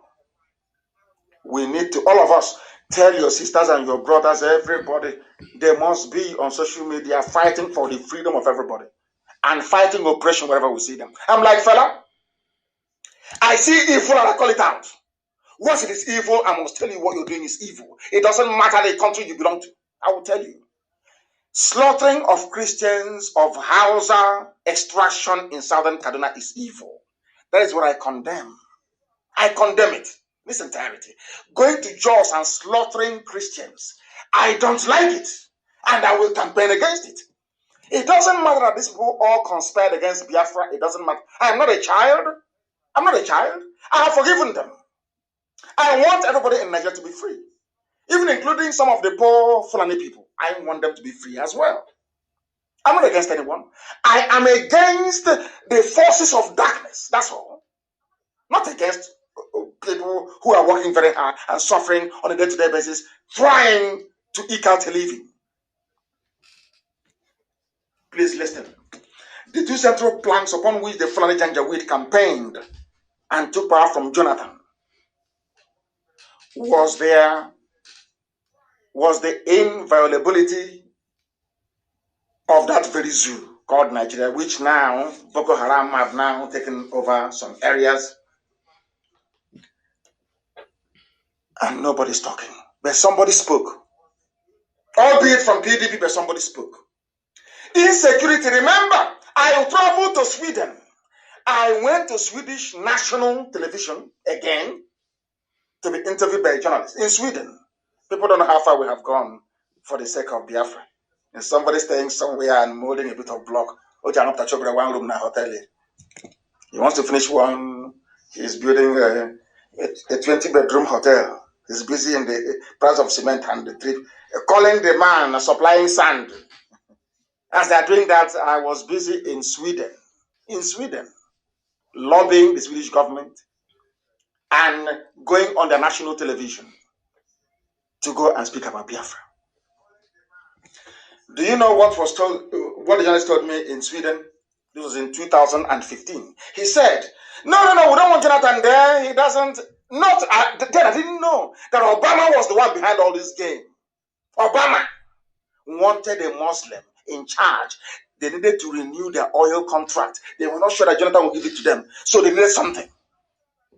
The Yoruba said they were angry that they didn't have or hold that many positions in positions that would only benefit them, or not the whole of the Yoruba race, so mind you. They didn't have enough positions in Jonathan's administration. Because of that, they were going to bring it down. But as I've told you before, a Yoruba Muslim will always align with the Fulani in the north. That is how it is. A Biafran Muslim will always align with the Fulani in the north. Some of you have forgotten that when Obama, a whole president of the USA, traveled to Saudi Arabia, he bowed before the king of Saudi Arabia, the most powerful country in the world, their leader, bowing before people that produce nothing and that make nothing, that import everything. What does that tell you? Their religion is more important to them than common sense and decency. That is why any Biafran who is a Muslim will always serve the caliphate. Do you know why? Because the supreme leader of Islam, or of Muslims in Nigeria, is a Fulani man, the Sultan of Sokoto. Does that make sense to you now? Does that make sense to those of you who can't quite reason properly? Does that make sense to you? Now let me read this thing for you. They used insecurity as their landmark. That is how they are going to win everywhere. Insecurity. Voting the general. Voting Buhari is the hard man. He's the general. As the Swedish white man told me, we need a general who is there who can do something. The general went in. The general saw. The general died. They have continued to rule in the name of the general till this very day. And insecurity got worse. Way worse. Can you imagine Jonathan being in power and all this banditry, all this killing of Christians, all these massacres everywhere? By now, they have gone to Asarok to go and burn Jonathan alive. But then the funniest thing, the man who promised he was going to solve all these problems, he's dead in Saudi Arabia in a shallow grave. The person that they used to replace him is also dead. Now the man's wife is the one who is in charge. And all of you know all of these things. That's why they can never show his legs. That is why he will always wear a shoe to enter into a mosque. Because no matter what you can do to the face, in terms of deep fake videos and using rubber mask, you cannot wear a rubber mask now on your feet. It's no longer possible. So that is why they can never show his legs. Because his legs are as fresh as that of a 45-year-old. That is the truth. That you can never see. Even the picture they released today, claiming is Aisha Buhari's sister. This Buhari who can no longer speak. They cut off the legs. Don't look at the pictures, is there. They cut his legs off. They don't want to see how fresh he's looking. Because they think you are all fools. But we know we are not. They campaigned on insecurity. That Jonathan wasn't good enough. Let's bring in this hard man. Yoruba newspapers campaigned. Yoruba media. I keep telling you, oh my God, I wish people can open their eyes and see. With the exception of this Abiola's daughter that I saw today, go and see what is going on. Now, Southern Kaduna, Isandu, Yagba, Eastern Government Area of Kogi State, armed robbers, oh my goodness, insecurity everywhere. Everywhere is on fire. Alamajiri is coming down. Every Janjaweed in the Sahel, every child of Lucifer, born under the banner of Islam and the Fulani Janjaweedism is heading down into the zoo to the extent that Ganduje said they should close the borders in the north. And I'm asking people from the south of Nigeria.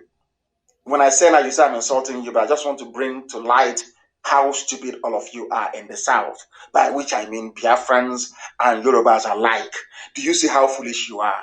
They close your own borders in the south, but in the north, all their borders are open, and you can't think, you cannot reason, you can't ask yourself questions, because all of you are afraid, or should I say, 48% of Yorubas are Muslims. That's the problem. Even their pastors, their pastors performing miracles in the name of Jesus Christ, or so they claim. They were once Muslims, but then when they saw that there's a lot of money to be made in Christianity, they all jumped in. So you don't know they're all Muslims? And they're not criminals. So it's those of us fighting for freedom for everybody. As today has been confirmed by the international community that IPOB, led by Nnamdi Kanu, is fighting for Christians, fighting against the persecution of the innocent in Nigeria is here. Your daddy Gio hasn't done it. He owns an aircraft. From the money you paid him to pay tithe, to plant, to water it, they are not scammers, but we are. Do you see how a black man reasons? You see, that is, sometimes I wonder. And I say to myself, but God cannot make people that stupid. It's not possible. But unfortunately, in Africa, it is. Somebody who spent his money came out fighting to free you, to give you information to make you free, which has now been acknowledged by the whole world by virtue of this very press release, is a scammer. But the person that doesn't do anything for you, all he does is he opens the Bible, says, let's read today the Gospel of Matthew. He goes, and Jesus Christ went up the hill, and he prayed, and he fed the multitude. Praise God. You say hallelujah. He said, now it's time for tithes, and you pay. He is not a scammer. Do you see how Africans reason? This is how Africans reason. Oh, dear me. Now everywhere is raging. Governors are crying, they are complaining. Our mothers made a video. I've sent it to 1 or 2 or 3 or 4 governors for them to see what our mothers are lamenting. The state of hopelessness in our land, insecurity everywhere. And people also come back to these people they are calling scammers to ask them, please do something. We are fighting, and you can see the result. And we are doing something, and very soon you'll also see the result. That is how good we are at what we do. Very, very formidable. Exceptionally formidable. Unstoppable. We are IPOB. I said we are unstoppable. Nobody can. Not today, not tomorrow, not forever. That's how strong we are. That is how formidable we are. Our daddy, what has daddy done for you? Did your daddy give you any palliative? Are they fighting for your freedom? The same way that Archbishop Desmond Tutu did? The same way that the Roman Catholic Archbishop of Owerri is now doing. I don't know what it is about Catholicism and freedom. Anthony Obinna. All is there. Hey, open our churches, so we want the churches to open. If you don't open the church, you're Antichrist. They want their money. But they're not scammers. So no, they're the GO. The person in IPOB fighting for your freedom. Do you see how foolish you are as a black person? The person fighting for your freedom is a scammer. But the person that contributes nothing to your life, absolute zero to your life, taking your tithe, planting of seed, sowing of seed, the weeding of the seed, all these things you pay. He's not a scammer. He has a private jet with your money. He's not a scammer. Do you see how foolish you are? These black people in this. When I say this, I'm not insulting you. I just want to bring to your attention how daft you are. so that you may change. That's all. I'm not saying it to condemn you. I'm saying it so you can go back, look yourself in the mirror, realize how slightly stupid you are, and then change your ways. And know that it is only IPOB that can lead you into the light. And that light is freedom. That's what we represent. And that's what we preach every blessed day. There is insecurity everywhere. Insecurity everywhere. All they do is to steal, lie to you. Oh, Tinubu 2099, Tinubu 1592, all that rubbish. But they will not tell you that Tinubu is the one collecting the toll gate money at Ajan Lekki Road. His toll gate, Tinubu, toll gate, Tinubu, in his pocket. Jagaban. He's for our president, is Tinubu. Toll gate from you. He is not a scammer. He is not a fraud. Do you see how foolish you are as a black person in the zoo called Nigeria? Tinubu is not he's a presidential material. A thief is a presidential material. Those who are campaigning and fighting for you to have 24 hours electricity, to have good roads, good hospitals, for you to be able to run your lives the way you want, the way to make meaning to you. No, they are fraudsters, but the one building toll gates, the one asking you to come to his university that you paid for out of your tithe money and offering money, that you then have to pay for to go to, they are saints. And you're telling me you're well mentally. I very much doubt it. This is a live presentation of Radio Biafra. We are live and direct, and the whole world is listening. The whole world is listening, and I'm going to shock the zoo this night. I want to let the Fulani Janjaweed know this. I want to let Aisha, because Aisha is the one now who's the Madam de facto president. She is the one in charge. Aisha, this is her third boyfriend that she's using now to be wearing the mask of the husband. That is the truth. One day you will thank me for it. I was telling you before that Asorok was empty. There is no president. They are all gone. You said no. Now that Shoinka have said it, you may be able to listen. I posted it. I can't lie. I am under divine instruction, and I can't lie. What am I lying for? And I'm at once say, I think I tell you the truth. When I told you that Buhari was there, that's what is empty. You didn't believe me. Till today, I'm asking you, where is Buratai? Have you heard from him? Where is Osibajo? Have you heard from him? Have you heard from any of them? His only video. He was in a conference call. He attended meeting of Fekomok. He was here. He was. Have you seen him? Yoruba, have you seen your son? Everything I tell you is gospel. It's your Puchineke. Now listen to me very carefully. I'm about to reveal the plans of the caliphate, so you understand the way they operate. Now, anywhere you see a lorry broken down, Dangote lorry, they take off the tire, it's broken down.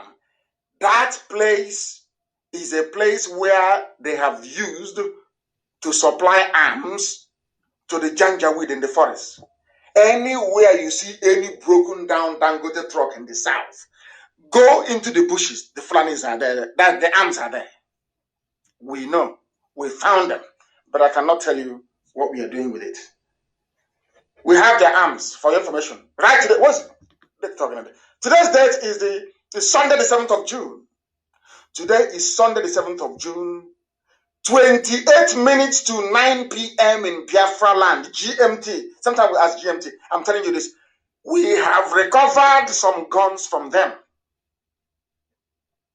Write it down. So in the future, you will reference today's date and what I told you. Anywhere you see a Dangote truck broken down, it's no longer working, they're changing the tire, they're fixing the engine, that same place, watch very carefully. You will see Okada, you see motorbikes come and go. Motorbikes will come and go. They are taking arms into the bushes, into the forest. Therefore, Dangote is a part and parcel of this jihadi conquest of the South. And Yoruba, you are in trouble. Yoruba, serious trouble, I'm telling you this. Now, anytime there is a breakdown problem with a lorry, Dangote, especially from the north, they are distributing weapons. Distributing weapons. Anywhere you see a helicopter hovering like the one we had in Ebonyi a few days ago, they are arrested because we've driven them away. So they are stalking them. The Nigerian army is involved in arming dangerous terrorists and bandits to kill you. Therefore, in fact, China has sent those pictures to Amaka to post everywhere for the world to see. I want it posted because I want everybody who is from Ebonyi, every Biafran from Ebonyi state, serving in the Nigerian army. I want to let you know that that same Nigerian army is busy as you're fighting Boko Haram in Meduguri, in Adamawa, in Taraba, in Yobe. The same army you're wearing their uniform, doing Oshebe with, they are supplying their brothers, their terrorists to take over your village, to kill your mother, to kill your father, to kill your relatives.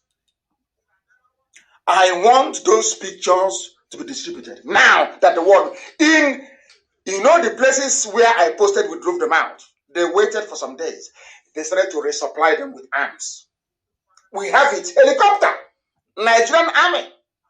In Ebonyi state. In Ebonyi. And there are people from Ebonyi state serving. I don't. Is the warped reasoning of a black man. I don't know how you can be serving in an army that is busy trying to take over your own village and kill your people. Anywhere you hear a helicopter hovering near a forest, they are supplying their people there. That is the preferred method of the governor of Kaduna State, Nasser El-Rufai. That's the method. And as I told you, he is part and parcel of the Janjaweed Brigade, those seeking to conquer the whole South. Anywhere, as I told you before, Iguacha is important for them, River State, where they have their men saboteurs. River State, they need it at all costs. I said at all costs. Some of you don't know the battles that Wike is fighting. You have no idea. If you know the battles that man is fighting, I'm telling you, if you see him, you bow for him. The man is fighting a battle with demons everywhere. Fulani wants to take over, you call it River State so people can hear. They want to take over River State at all costs and by every means. I said at all costs. They have brought out their people to confuse you. They need it. That was why they got that idiot to write and say, oh, Ibibia is not my happiness now is that people have now discovered where they come from. He didn't say Niger Delta. See how we killed off the whole Niger Delta nonsense. No longer Niger Delta. You know, if it's we Niger Deltans. We have killed off that rubbish. Answer your name. What is your name? Ibibio. So we can know you. What is your name? Igbo. So we can know you when we are talking. What is your name? Amejo. So we can know who you are when we're talking to you. They want Iguacha to go because they need the oil. They are very lazy children of darkness. They don't go to work. They have nothing. For them to continue to have access to the oil and the oil revenue, they need to maintain their stranglehold on power. And Iguacha is critical. Now you know. People are advising us. I spoke to a very high-ranking security officer and they said, every home must get a double barrel. I spoke to a high-ranking person in the army, a Hausa man. You won't believe it. After telling me how great they think what I'm doing is, that they couldn't, them as Hausas cannot believe that a Biafran can be fighting for them.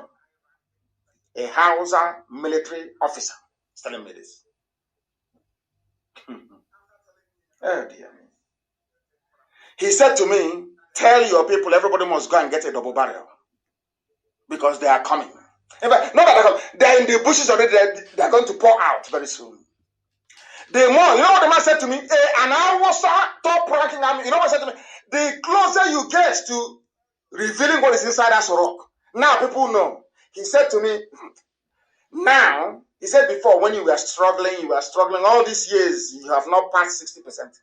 You know what he said to me?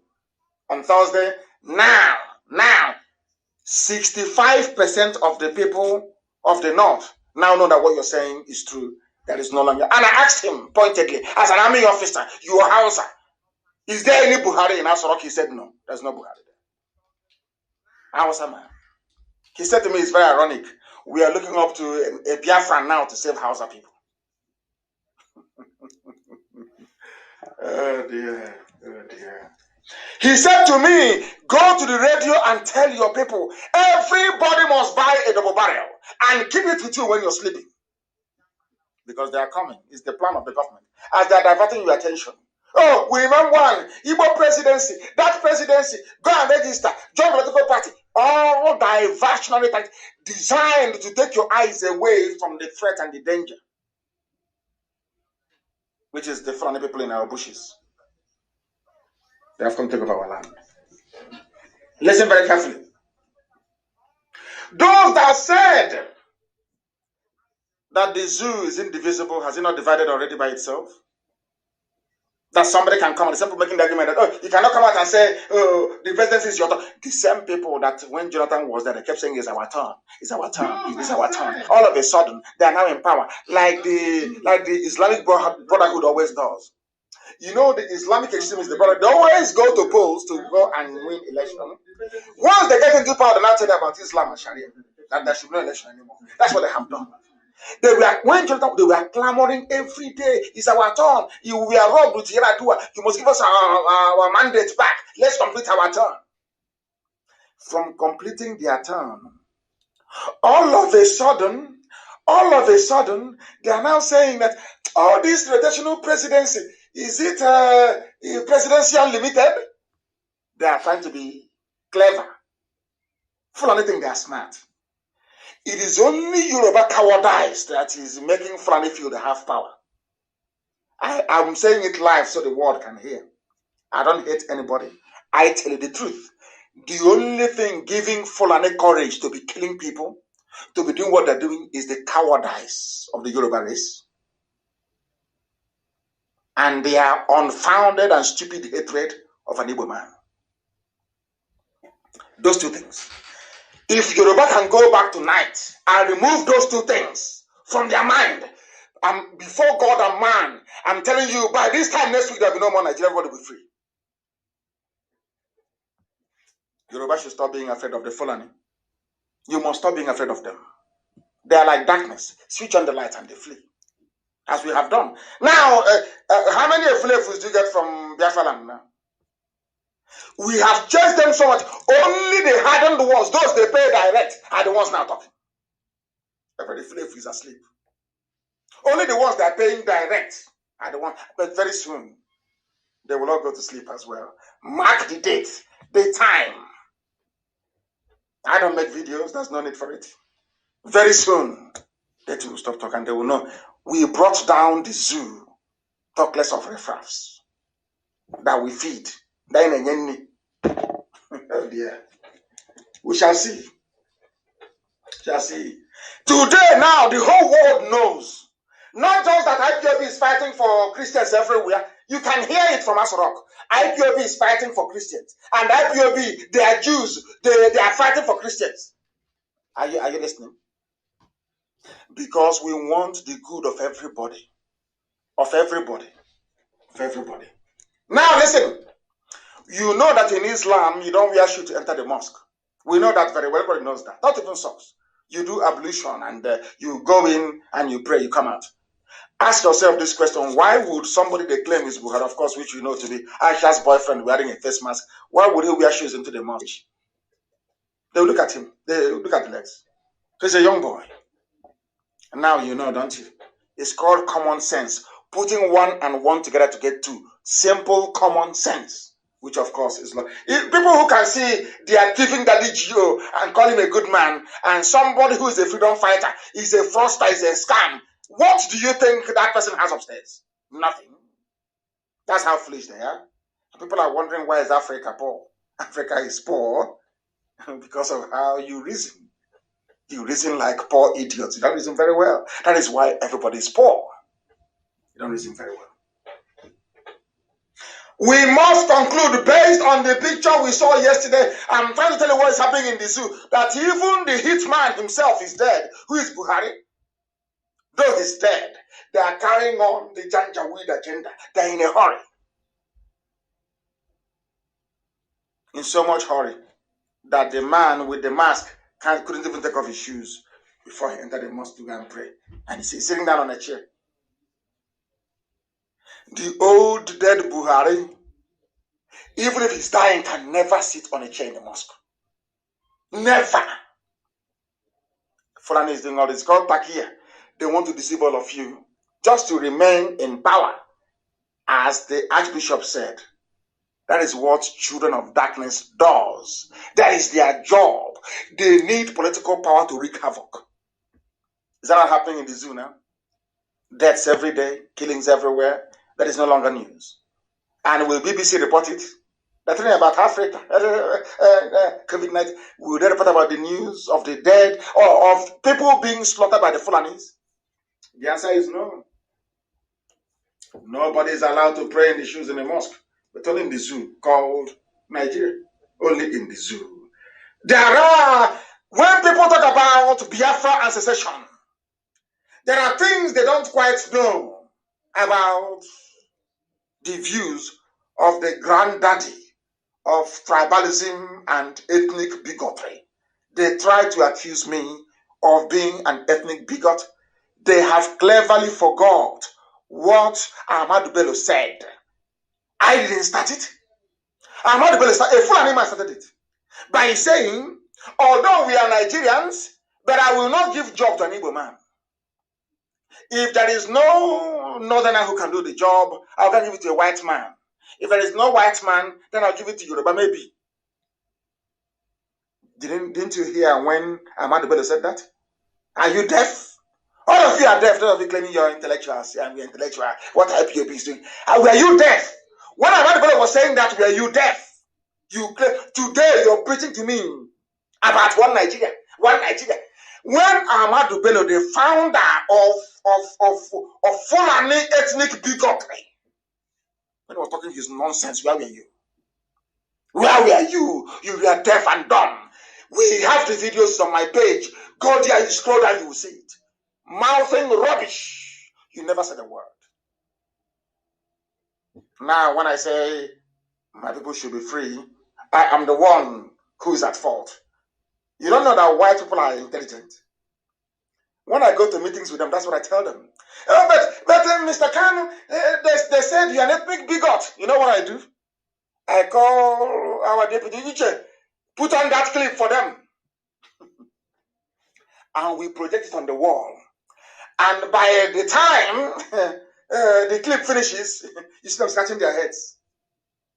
I said, okay, next item. And that one is buried. They don't know how prepared we are. You know, it's actually a very good thing. When we started, they said, oh, they are adults. They're uneducated. They didn't go to school. Then that reminded me of what we used to hear in the when we were small. If you're boiling rice or whatever and you cover it and you're busy playing video game, by the time you come, there'll be steam everywhere. There'll be sludge on the top of the cooker.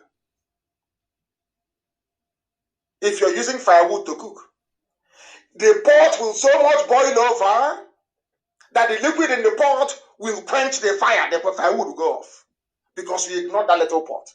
That was, you know, that Elohim is miraculous. They looked at you, then, oh, no, they're not intellectuals. They're not, oh, no, leave them.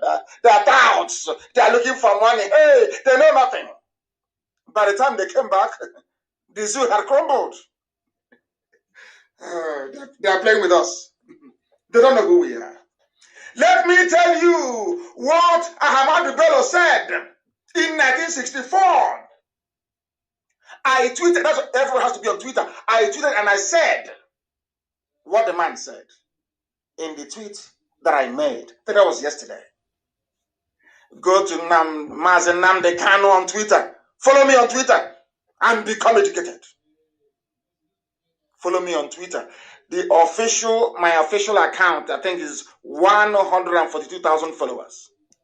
And I love them because they retweet. All I'm asking you to do is just to retweet, that's all. Retweet only, that is all. Do you know what Ahmadu Bello said? That man that hates Igbo so much. If the East, he never said the East, which means Ibibio, it means Kalabari, it means Efik, it means Oron, it means Anang, it means Ekoi people. It means a Jagam. It means Ishekiri. It means Urobo. Everybody, he said the East. East. Ahmadu Bello. If the East insists on seceding, which means that the yearning for freedom didn't start today. In 1964, before Nzogbu's coup, before the war, even the Janjaweed, they knew we wanted to go to be on our own. Ahmadu Bello said in 1964, if the East insisted on seceding, then other Nigerians ought to secede. Other Nigerians ought to concede such a right in peace. When the granddaddy of Fulani Janjaweedism, Ahmadu Bello, was saying this in 1964, he said, allow Biafra to go in peace. But they did not want to ignore what he said, because at least I like them that way. They never ignore their past masters, even if they are dead. So to carry out that, to wage that war against the East, they brought Gowon, who is a Christian, and not a Fulani man, to wage that war. Because if they are the ones waging this war, Americans and the French would have asked them, but Ahmadu Bello said, allow them to go in peace. That's what Ahmadu Bello said. Then why are you fighting? They said, okay, instead of us to implicate ourselves that way, let's call a foolish Christian like Gowon, make him head of state, give him the template of the war to go and fight a war. And that was what the idiotic Gowon did for them. Not knowing that he's being used. Today they have massacred all these people. And they are crying in the Middle Belt. Don't you know that? You can't escape history. Not at all. Not at all. Not at all. And I mentioned the children of light versus darkness because I'll keep making references to it. Remember, you see why I like Trump? You see why I like him? Do you know that had it been Obama, who is the president of Obama, destroyed 5 African countries, for information? 5 was destroyed. Are you telling me that this man called Adesina will be probed? There is corruption everywhere in the zoo. Every ethnicity, they're all corrupt, all of them. As long as you're portraying in limelight, you're a thief. Do you know that after making noise, that the board of the African Development Bank, AFDB, have now authorized an independent probe of the president, Akinwumi Adesina? And who authorized it? Who asked for this probe to be carried? United States of America. Do you see how people who are just and upright, the way they behave? It doesn't matter whether it's evil. They don't have any right to interfere in ADB. No right whatsoever. But the man saw something wrong. Something wrong. Nepotism in Africa Development Bank. What this is it Akinwumi Adesina was doing? I said, no, go and probe him. We have seen something. That is how honest, decent people behave. I have nothing against this man, but he needs to step down because he is corrupt. He is corrupt. Akinwumi Adesina is a corrupt banker in ADB. But because he's corrupt, see how they protected him. Obasanjo, you see how Aisha's boyfriend, they brought it because they need Yoruba. They need every friend they can get to keep Nigeria one. They need every friend, everybody, anybody who has friends outside to keep saying Nigeria is great. That's why they're supporting evil. That is why they're supporting evil. My goodness. But at least USA, they are probing them. They are probing them because they are all thieves, they are all criminals. Where have you heard in your life that a presidential villa is on fire? Where in your life have you heard? They tried to break into the office. It was impossible to break into. Are you aware of that? Go and look at all the pictures they are now releasing and the pictures they used when Abakari was alive of the presidential office is no longer the same. I wish China Sassum to do something about it. Look for the old picture of Asorok. Look for the new picture of Asorok office, presidential office. It is no longer the same. That was why they said there is fire. So they can bring in bulldozer and knock the whole thing down and start again. Because they know I get my information from inside Asorok. They know I do. They know I do. If they like, let them sack everybody there. I will still get information from right inside there. Do you know that's what happened? They had to build an emergency presidential office. Go and look at, and no, not even IPOB. Anybody can do it. Look for meetings inside Aso Rock before the end of 2019. Then look for all, since Aisha took over with her boyfriend, look at all their pictures and tell me if the offices are the same. They're no longer the same. Because the original presidential office, it had 2 glass shelves by the side. The new one doesn't have any. They had to do something to make you believe that that is Aso Rock, the main office itself. The reason why they said there was fire is to allow the Chinese engineers to bring in heavy machinery. It's like taking away a bank's vault. Those of you in the banking sector, taking away a vault. It's not something you can just do with ordinary acetane, whatever. That thing they used to do blowtorch to open it. The Chinese tried. They couldn't open it. Now they said there is fire inside. Have you heard of such rubbish before? Fire inside the presidential villa. And sometimes I wonder what sort of God created Nigerian people? Who made you people that you cannot reason? Fire inside it, and people just dismissed it as if it's nothing. Unbelievable. Unbelievable. Somebody is asking no news about Amazonia. The news is not correct. It is not correct. From Amazonia, it is not correct. I must say that as a fact, it's not correct. We have made our checks and I have spoken to the leadership. It is not correct. The news from Amazonia is not correct. I have spoken to the leadership of the movement. I have spoken to them.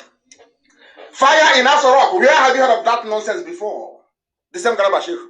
Maybe they have reconciled with Aisha. If you sack me, I'll tell the whole world what happened. It's okay, come in. You know the zoo, they operate on blackmail. That's the way they do it. On blackmail.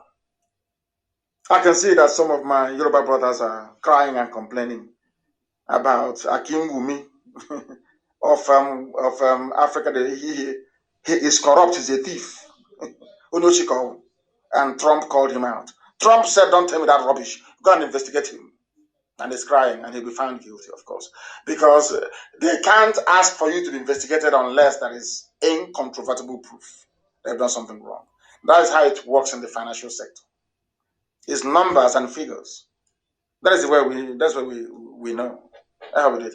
Aso Rock is on fire. Are you aware? Central Bank fire. Accountant General's office on fire. Aso Rock on fire. And if people think everything is normal. You think everything is normal. This is why I call you zoo animals. That's why I call you zoo. Zoo people. Because you don't reason. Only animals reason the way that Nigerians do. They don't reason very well. Mind you, I said Nigerians, so I never insulted Oduduwa, Yoruba. I never insulted Biafrans. I never insulted Arewa. I said Nigeria. Please. So if you feel a Nigerian then and you want to feel insulted, that's entirely up to you. You are liberty to do so. But there is nowhere in the world where a presidential villa is on fire. Go through your records. Go and check. How can there be fire? When there's fire extinguisher everywhere. For a fire to be reported, it had to be major. Common sense. Common sense. I think we don't know. They are now going to move in the heavy machinery. Oh, there was a fire yesterday. Shebi, you know, hear about them. Shebi, you know, see for channels. There was fire now. Madam said there's fire. To give them the cover they need to bring in the heavy equipment to break down the office that has Abakiari's and fingerprints. You have forgotten. It took them nearly 4 months when Buhari died to get Abakiari to access the office. Now Abakiari is dead. It will take them another 4 months to complete it. Watch and see now. They've tried and tried and tried. They now have to go and check the pictures. They now have to stop a temporary office of the president. This one now has curtains at the back. They think we are foolish. They don't know who we are. Yeah, we are miscreants, so by the way, don't forget. They've grown tired of the name miscreants. What they're saying is that they are scammers. They have run out of what to say. Completely and totally. They are now called scammers. That's the new phrase. Your daddy GO is not. Those looting and burning everywhere, they are not. Black, Miss UG. Black. We have come to switch on the light that your stupidity may flee. Most of you are very, very daft indeed. And you're wondering why you are suffering. We must do something. We are suffering. We are suffering too much in this country. Your stupidity is why you're suffering. Your brain, the stupidity programmed into your brain by nature is the reason why you are suffering. You are black. You are suffering the same way they're killing us in America. Are you telling me that had black people developed one slightly decent country in Africa, that whites will be killing you? How many Asians have they killed? Can't you ask yourselves, how many Asians? They are killing blacks in America because Africa, black Africa, is a disappointment. A disappointment. That is why they are killing blacks in America. If you don't know, let me tell you. The time now has come to almost 9 p.m. Land of Biafra. I must preach, Elohim gave me a message, and that's exactly what I'm delivering this evening. A message that must be preached. Buhari is not in charge of Asarok, says Professor Shoyinka. Shoyinka said, well, my first reaction was, thank goodness that people like Omar spoke. He always hits the nail on the head. And then he continued, well, I'm appalled. I'm very sorry to say, I have been studying the trend over the past year and a half, and I believe this president is not in charge of this nation in so many aspects and directions. I am convinced he is not really and totally with it. There is no president. No longer Nnamdi Kanu, IPOB is saying it, but Shoyinka is saying it. Everybody is saying it. But because darkness is still in charge, that is why you are blind, you cannot see. And that light is what IPOB is switching on, so that you can see that Asarok is empty. Let me have a sip of water.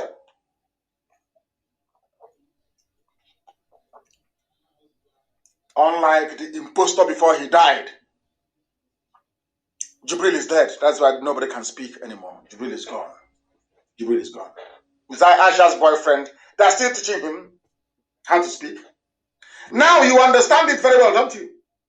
Shoyinka have now confirmed what I have always been saying. What I always said. The Asarok is empty. Buhari is not there. It doesn't matter the American one that they use. It doesn't matter how many fake pictures they release. The only presidency in the world that doesn't address the press, doesn't answer questions from anybody.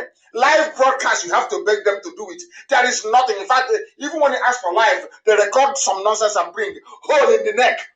You see all this evidence before you. No wonder Nigerian churches are so hopeless.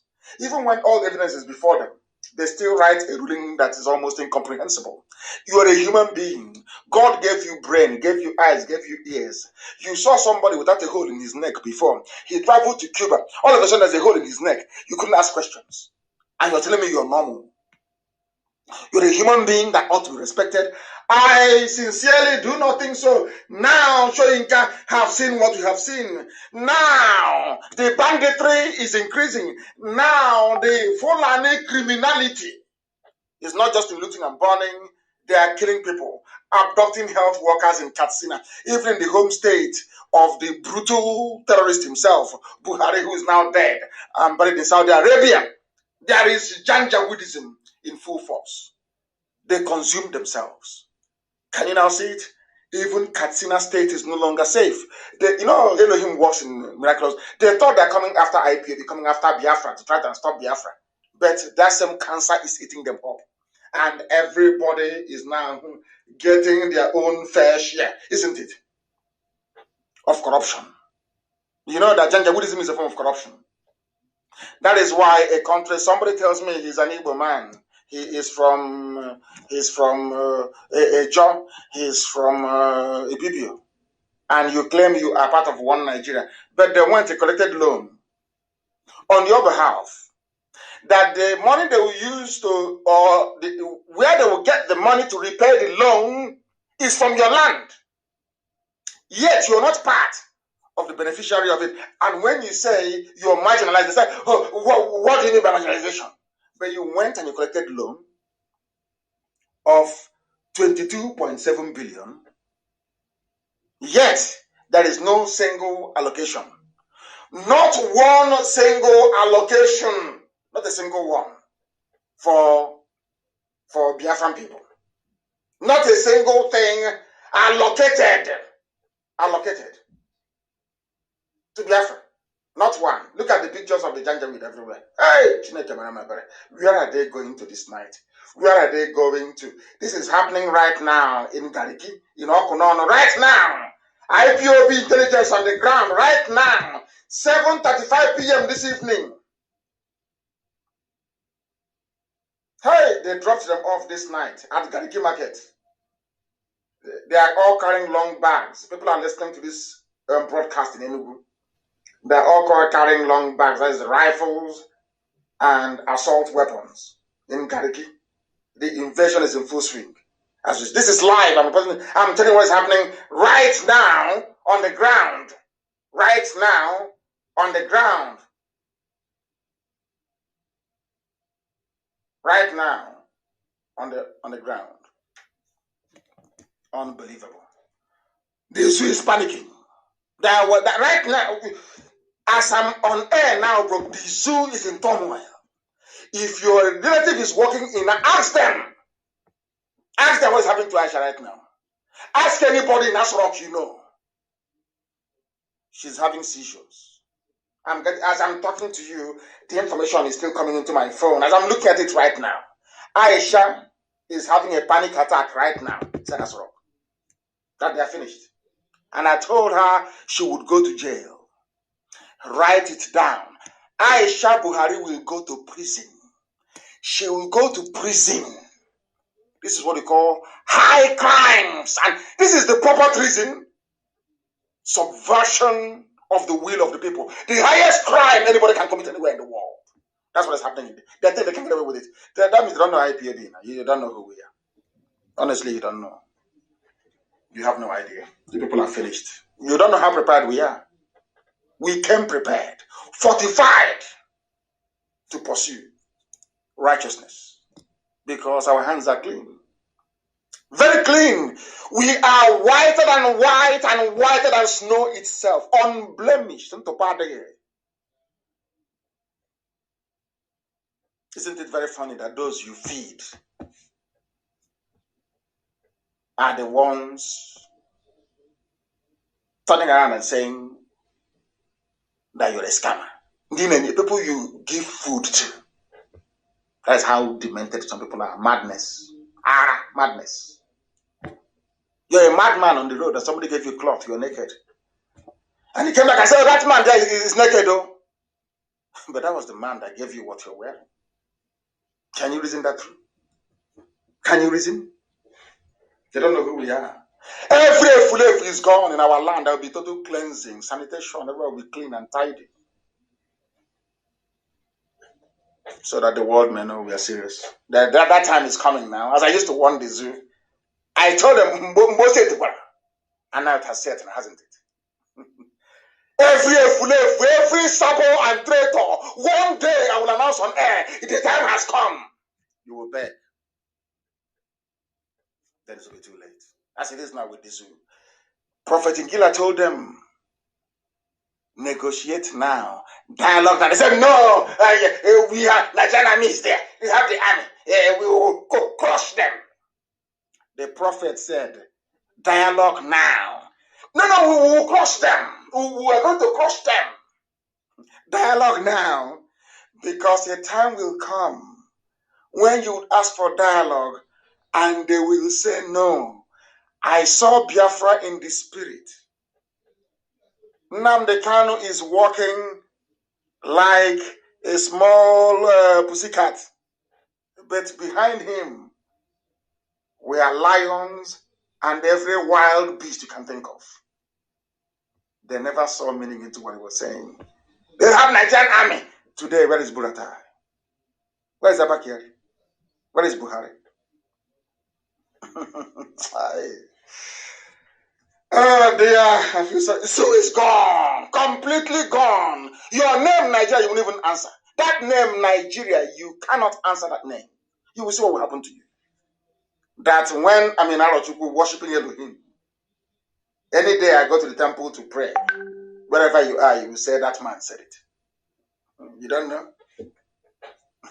You don't know that, do you? We are preaching because, Haneze is crying at last, begging and crying. The 22, all they see is money. The 22.7 billion, there's none for us to share. Ndosh. They want to share the money. That now they're crying. That thing that IPOB saw from inside the bunker, those of them on top of private jets couldn't see. It's only now that they're crying like little children. Crying like little kids. These are grown-up men crying to Janjaweed, begging Fulani, please give us some money. We are, you abandoned us. You don't have it. Whereas everything about the zoo comes from Biafra. Every money they make is from Biafra. Because they produce nothing and import everything. Finally, the Southeast lost out, which is the entire Biafra land, of course. And they couldn't do anything about it. They couldn't. They are writing. The South is finally lost out in the bid to be included. Can you imagine begging to be included in a budget in your own country you claim is Nigeria? You claim you are a Biafran. You claim you are an Igbo man. You are begging to be included in a budget that should be for everybody. You are begging. And after begging, you wake up the next day, you issue a statement saying, I'm a Nigerian. Can you see how, can you begin to comprehend how daft you are? Can you understand it now? After in your own, that means you have no pride, you have no shame, you have no honor, you have no dignity. They say we insult people. Why won't I insult you if you're this stupid? You have no shame. You have no shame. You are begging somebody to include you from something that person took from your land. Can you believe such it is beyond comprehension? It is incomprehensible. That is how low you have reduced us. Hanez and Daran and Yoshi. Let me catch you people one day holding a meeting outside. Both the old and the young. Then you're finished. Keep disgracing yourselves and not us. Keep on Aspan Deaf writing letter. As also I heard some idiots. On Niger Delta we stand and eat fools. Forgetting that Opobo is Igbo land. But we are land, you know, when people talk, I can't understand how people can reason backwards. Hey, our land, this Biafra, it may not work. Oh, because here we see, you know, we are landlocked. You are a trader in Sabongeri. You have not been home before in your life. What do you know about our land? So you don't know Pobo is Igbo land. Don't know Ndoni is Igbo land. You don't know where those places are? Have you been there before? Do you see how people are shamelessly parading their ignorance by claiming our land is somehow Biafra land is landlocked, no access to the sea? Can you believe such stupidity coming from people that should know better? People that should know better, opening their gob and pouring out rubbish. We have our facts and figures. They are now doing a movie for you in Asorok. In Asorok, it's happening. People are crying. They're everywhere. They are killing us. What are you doing? In fact, I have asked IPOB in the USA that the whole of USA. I keep talking about this defense fund. You know, I love it. I will talk about it. That people did not contribute to it. You know, the brain of a black man. He didn't contribute to something like the zoo. You know, I call them those with the Janjaweed mentality.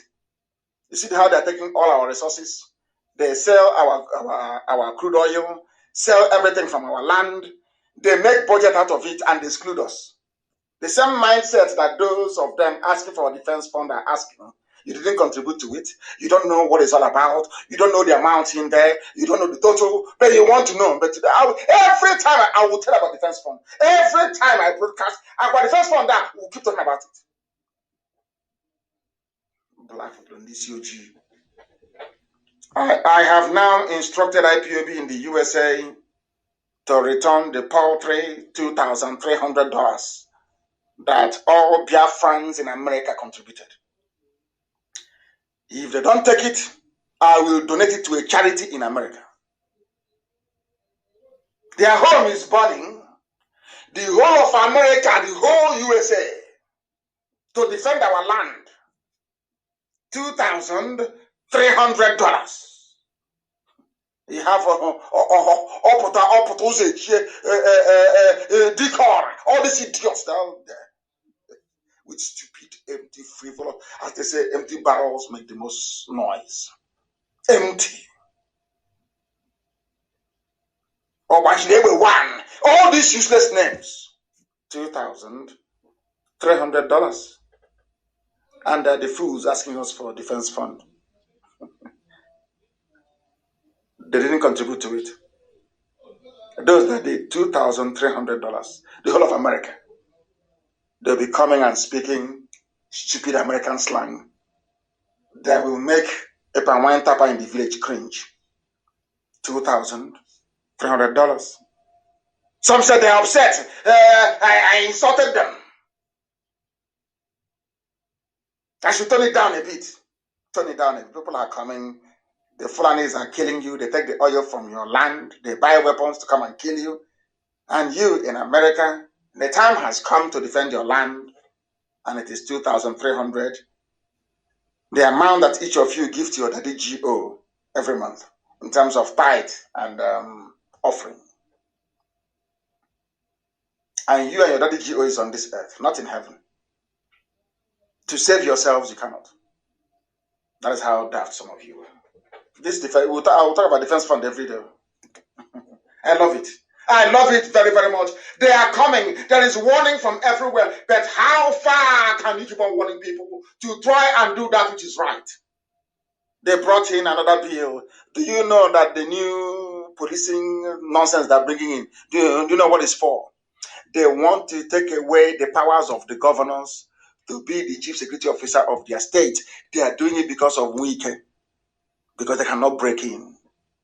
Are you aware of that? They are doing all these nonsense. We want to reform the police, so they want to take away the powers from the governor and give it to a Fulani police commissioner. Some of you don't know, do you? But we are destroyed. There will be no stupid. What we want, if they have any brain, is to call for a referendum. I can tell Aisha the process she can adopt.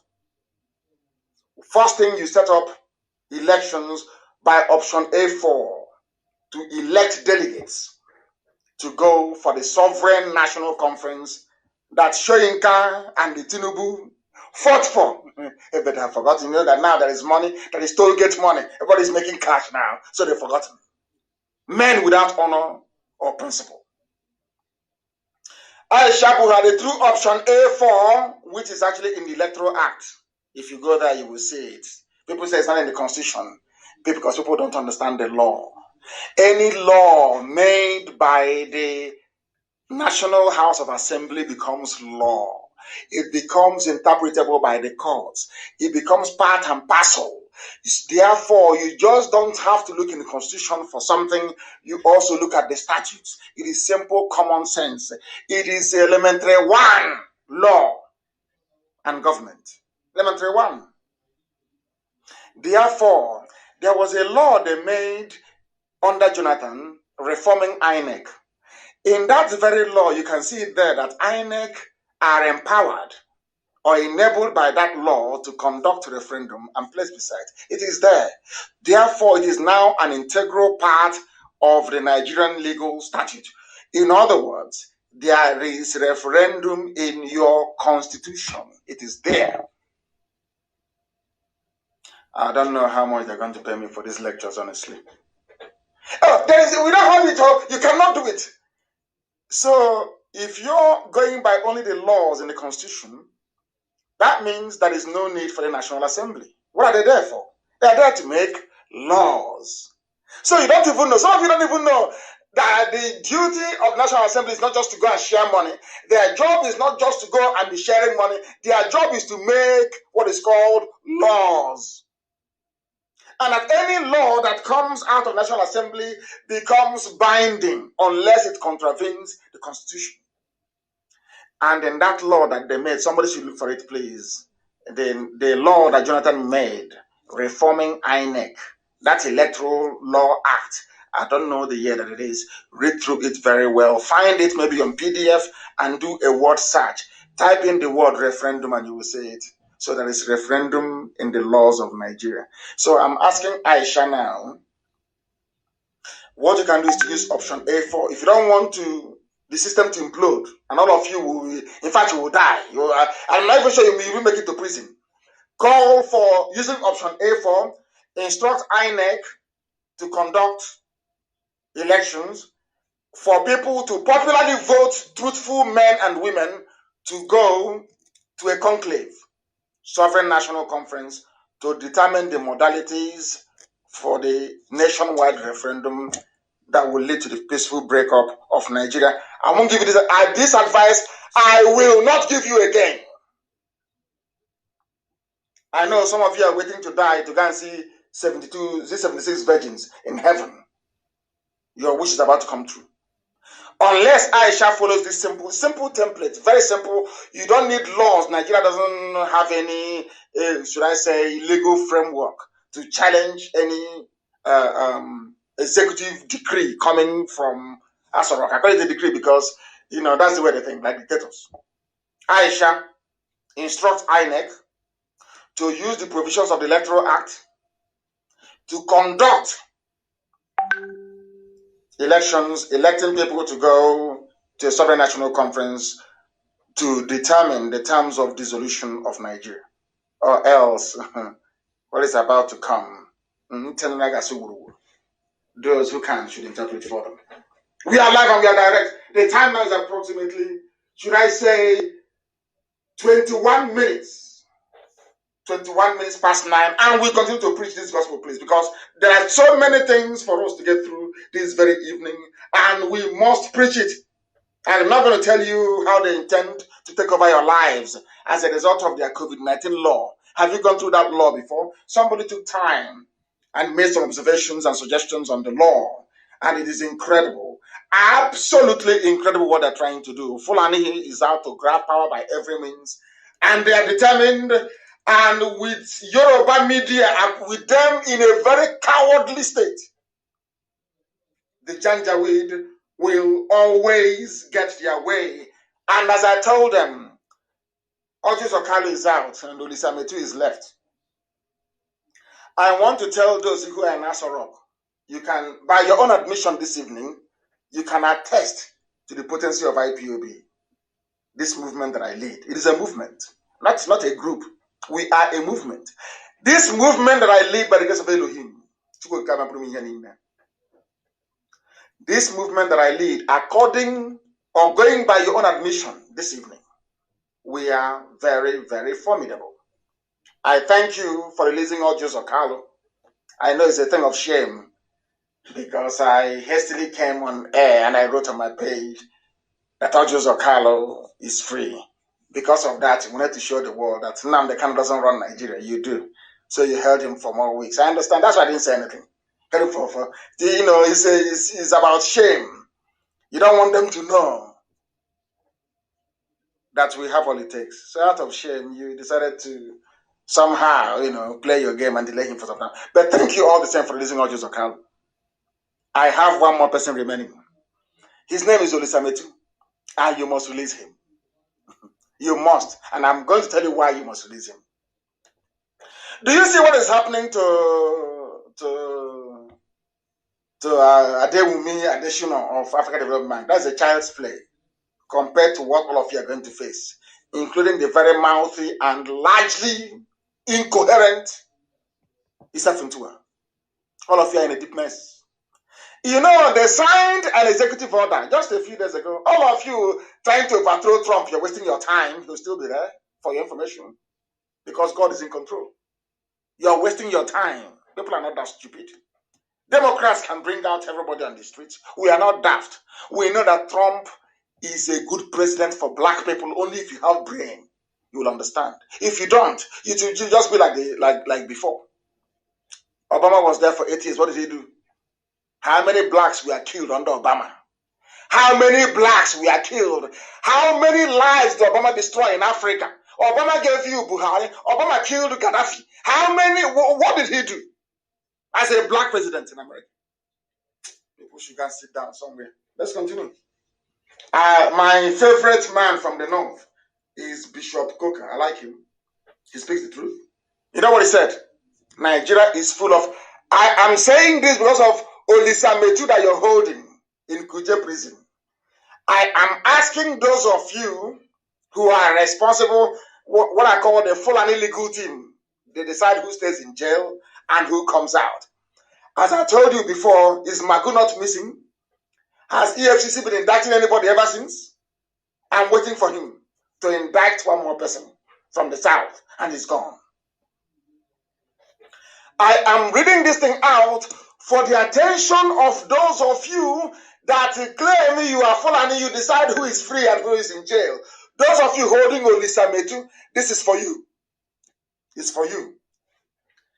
I am going to go by what Coca said. This is just opening shot. I know where to go. I know where to submit your names. I know how to press and to pursue. You know, nobody can make us become dispirited, so to speak, to dampen our spirit. You cannot. Ask Facebook, they will tell you. I'm even surprised today they're holding it at 11.8. I thought by now it would be about 3,000 because they know, even if you take us to 0, I will still be preaching.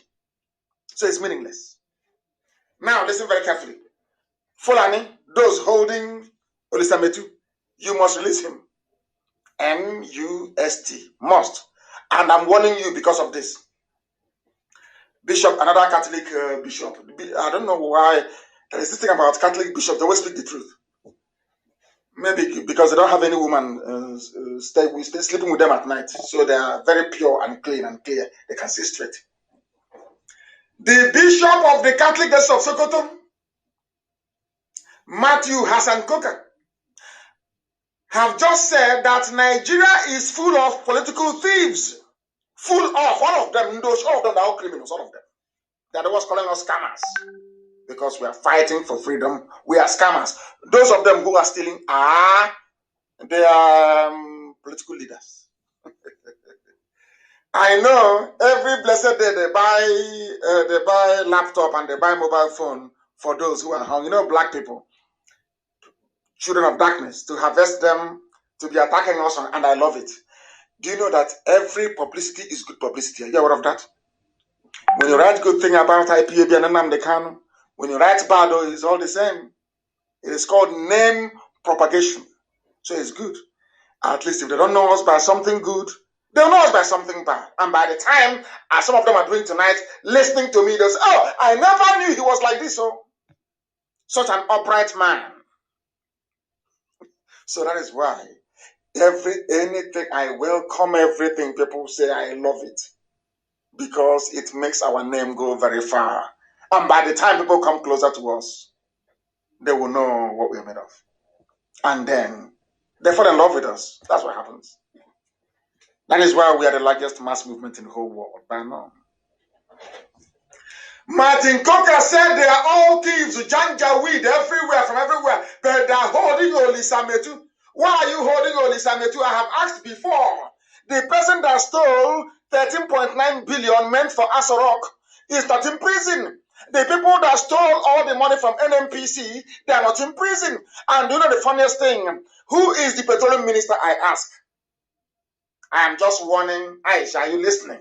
Who is the petroleum minister? It was your husband before he died. It was Abba Kyari before he died. Now you, as the de facto president, you are the petroleum minister. Is that correct? Substantive petroleum minister you are. That means that NNPC comes under your remit, under your control. That means that you must have known about all the money missing in NNPC. Chain of command, chain of responsibility and accountability. You are in charge as the president, minister for petroleum. You are in charge of NNPC. It comes under your department that you manage, your portfolio. Are you telling me that you didn't know about this missing money? It's either you resign that you didn't know about it, or you call out the names of those who are indicted. Aisha Buhari, also want to remind you that you have a pending investigation with Halliburton, bribery scandal. That is why you cannot travel to the US. Do you see why you must release Olisametu? Because I will push all these things to an extent that you will be shocked how far we can go. You must release Olisametu. You must release him. I thank you for releasing Audios Okalo. Yes, Olisametu must come out. There should be no Biafran in your jail until all of you criminals from Fulani, until you go to prison. All of you rogues. Now, when I say things that I say according to Coca, they are based on my Christian beliefs. No part of this country has produced the head of state as the North has done. The North is still insisting on holding on to power. This is the Northern saying this. Yet it lacks the capacity to translate power into meaningful and useful impact on the lives of even its immediate constituency. Big grammar, yes, but I'll tell you. Coca is saying that Fulani always wants power. We want power. They don't know what to do with it, only to loot. That's what a northerner, well, that is what a Hausa Christian is telling his Fulani compatriots, or compatriots, I should say. Are you listening? This is the level of decay and corruption in the zoo called Nigeria, that they loot and they burn ministries. And the man that was given 400 million, that is not up to IPOB budget in a year. Go and calculate it. Every month we spend between $110,000 to $120,000. IPOB we spend. That is why Asorok is shaking. We are paying people to do the work they're supposed to do, because they don't want you to give us money to do it. That is why they call us scammers, they call us thieves, because they want to poison your mind. They are the children of darkness. Once they poison your mind and you stop contributing to IPOB, we'll stop making the type of impact that led them to issue their press release. Now you understand it. Now you understand it. Coca is saying that they're all criminals. Every Fulani head of state, including the dead Buhari, Abakiyari, and now Aisha, they are all thieves. They don't know what, all they do is they want power. They don't know what to do with it. The only people encouraging them are Yoruba journalists. I swear to God, I shouldn't be swearing, my goodness. Forgive me.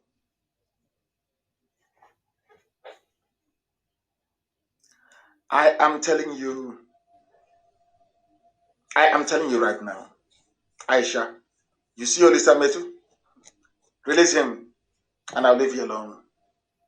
If you don't release him, every government of the world will receive your dossier. Every government of the world. How much you've stolen, how your son is the fourth richest man in Africa. Every secret you have will expose it. Your 3 boyfriends, you're on your 3rd boyfriend now. The man you are now with, wearing the mask of your husband, is your 3rd boyfriend. I know all these things. Release Olisametu. For me, release him. Release him. Coca said these people are corrupt. You don't know what to do with power. And it is true. Abundantly true. Olisametu is in jail. Audios Okalo just came out. And I want common sense to prevail amongst the zoo people, zoo Nigerians, to understand this very clearly. If you don't release Olisametu I will destroy the image of every frontline house. I wouldn't say house, please forgive me. Every Fulani frontline politician will be decimated. Beyond even that Saudi Arabia and the UAE you go to, they will stop you from coming in there. Orisametu must be released. Must. And why do I say so? Because the news is already international, in case you don't know. Remember, the Senate committee was probing the looting of NNPC funds by Fulani. Fulani, they are now asking, give us loan. Give us loan. China, World Bank, IMF, give us loan. But nobody from IMF asked the Fulani, as the Senate did many years ago. The 2.2 billion. The 2.2 billion that was stolen from NNPC. Who stole this money from NNPC? Fulani. Who is the Minister of Petroleum? Fulani. Who is the chairman of NNPC board? Fulani. Who is the group managing director of NNPC? Fulani. So, if you people are upright as you claim, we are fight corruption, how come this is not anybody? How come your own Senate that you control? How come $2.2 billion is missing? This is just a simple teaser of what is to come. Don't allow me to open up. I have the dose. I have it. Fulani, you claim Buhari is in power. Petroleum minister. He's in charge of NNPC. Let me tell you the report by Reuters. Because Trump has just signed, he just signed an executive order a few days ago. And that I am going to write, I will instruct our people, our consultants in Washington. We are going to write to the State Department and to Trump again, reminding him of the amount you stole from NNPC. And we want to know the justification why Fulani will go and steal 2.2 billion illegally withdrawn, illegally withdrawn. And then you have the temerity to ask World Bank for COVID-19 loan. COVID-19 loan. Then you stole money.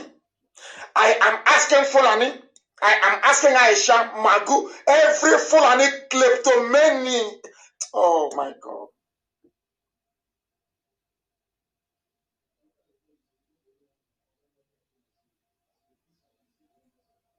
I am asking every Fulani thief,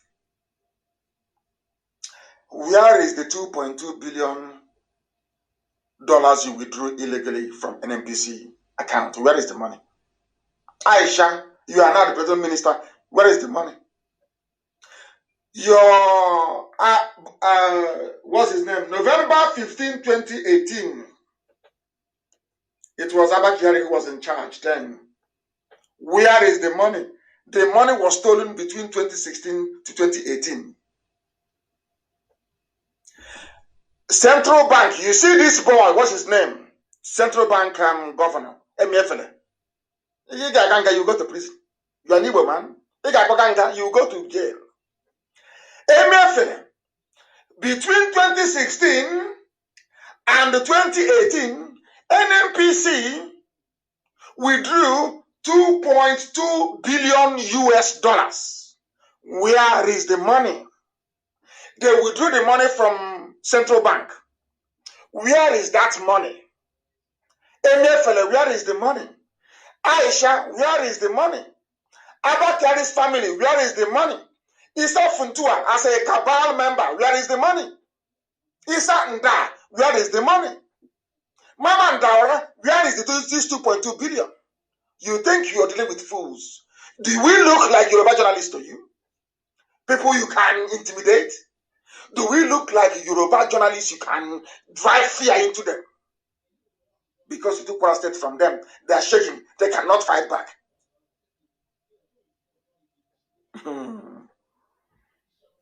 Somebody said the money was used in school feeding. Somebody wrote, what's his name? Who wrote this? His name is Possible Banks. I don't know. That name is a bit funny. He wrote very well. Maybe they used it for school feeding. 2.2 billion. Bring out a calculator. How much did what's his name? How much did Elizabeth steal? You claim he stole money. The money that PDP gave him to run a campaign, you claim he stole it because he was the first person to challenge Buhari in 2015. He was writing as an opposition, as he should, against Buhari. He got somebody called Aban to lock him up, to jail him. But your own thieves, they are world leaders, they are elder statesmen. And Olisametu that took money to go and run a campaign is in prison. But you criminals are free, walking up and down with 2.2 billion from NMPC. That is the number one money they stole. Then many more is coming. Many more is coming. Many more is coming. Oh, my goodness. My goodness. I am so happy. Others may keep quiet, but I will not. The law of natural justice demands that Olisametu should be set free. I know it may be hard because many of you may not like the world to know that Nnamdi Kanu is asking for something and you're doing it. Look, I won't talk about it again. No? If you're prepared to bring him out, use whatever style. Let me promise you, I won't talk about it again. Use your style to bring him out. But the moves to bring him out must commence within 14 days. I will try to contact the family and ask them, has the move commenced to free Olisametu? If the answer is no, then it's bye-bye for all of you. You can't travel abroad again. None of you will. I'm just warning you. You think we are joking? Do you seriously think we are joking? You people are the ones stealing money. The same thing you did to Hausa people. You've come to fight corruption, but you're the ones who are corrupt. Fulani are the corrupt ones. You think you people and Tinubu can connive and use Yoruba media, use channels to be destabilizing the lives of people, claiming you're fighting corruption, when you people are the ones who are corrupt. How many times have you been to Central Bank to withdraw money from NMPC account? Where are the documents? Where did the money go to? You think you're smart. You're fighting corruption. May God, Allah punish all of you. You are criminals. You claim you're fighting, you're fighting corruption, but nobody is more corrupt than the Fulani. Nobody is. Yoruba is afraid, always fearful. I don't know why they are scared. Scared of who? Yoruba fought Abacha. Where are those of you that fought Abacha to stand still? Because of 2019. Because of, is it 2019 or is it 2093? I don't know. I wish Dora Akunyili is alive. Some people wrote to remind me today is the 6th year of her passing, and may her soul continue to rest in peace. A brave woman, a fine, beautiful woman, Dr. Dora Akunyili. I wish there was somebody like her today. You know, we are fearless people. Fearless before our enemies. She was the one that stood up and told them that Yaradua is dead. Bring in Jonathan or else the world will hear about it. That's why they killed her. We remember her, she's in our prayers. Always. And her soul will rest in peace. She will continue to be a constant reminder of the price we can sometimes pay for being very brave, truthful, and upright. People like her no longer exist in the zoo. No longer exist in the zoo. We shall always remember and honor her. Dora Akunyili, that passed on or was buried 6 years ago today. Remember her. Remember her. Do you see the reason why when I speak, people say you are attacking this group or that group? Once you're bad, I come after you. That's who you are. You know some of this, oh my God. I don't know why people don't reason. There is a man called Tunde Bakari. He was a former Muslim. He's one of the billionaire Yoruba pastors. They are not scammers. Mind is IPOB who are scammers. IPOB is And the next time, the first town hall meeting we'll attend, I want the country that is hosting me to print a t-shirt for me with scammer at the front, miscreant at the back. The t-shirt you make for me, I want to see the word scammer at the front of it. I'll wear it. Number 1 scammer written on it. So that white people can ask me, why are you wearing this? To give me an opportunity to explain to them how stupid black people are, how they reason.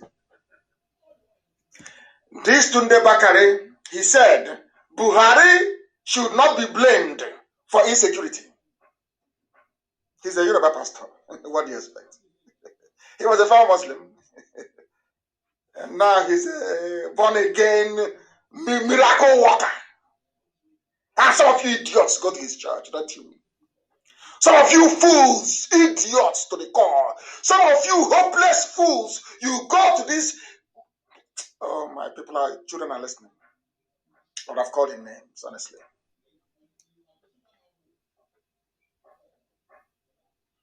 Trash. Former Muslim. Trash. The greatest Yahoo in the world is Yoruba Pentecostalism. The greatest Yahoo you have. As a former Muslim, a pastor, a so-called minister of God. Look at the garbage. Can you compare this, what this fool is saying, with what Bishop Coker said? With what that Archbishop said that wrote to Trump? Pentecostalism. Praise the Lord, hallelujah. Praise the Lord. We are going for Saturday night. We are going to a mountain on the shadow. Idiots. Keep deceiving yourselves. Keep on deceiving yourselves. Keep on piling idiocy upon idiocy on your heads. These are the fools you go to pray for you. If Buhari is not to blame, or those ruling in his name, who do you blame? What is the meaning of accountability in a democracy? Tunde Bakari is complete idiot, complete fool. Who do you hold accountable? Why do you think people go to vote every 4 years or 5 years or 7 years? To hold the government to account. If they did well, they continue. If they didn't do well, you push them out. Accountability. That Buhari, when he was alive, campaigned on a platform of security. He's a hard man. He would defeat Boko Haram. Today, there is insecurity saying he's not to blame. Yoruba. Hey. Oh, Bareo. I think that's how people say it. Do you see my problem?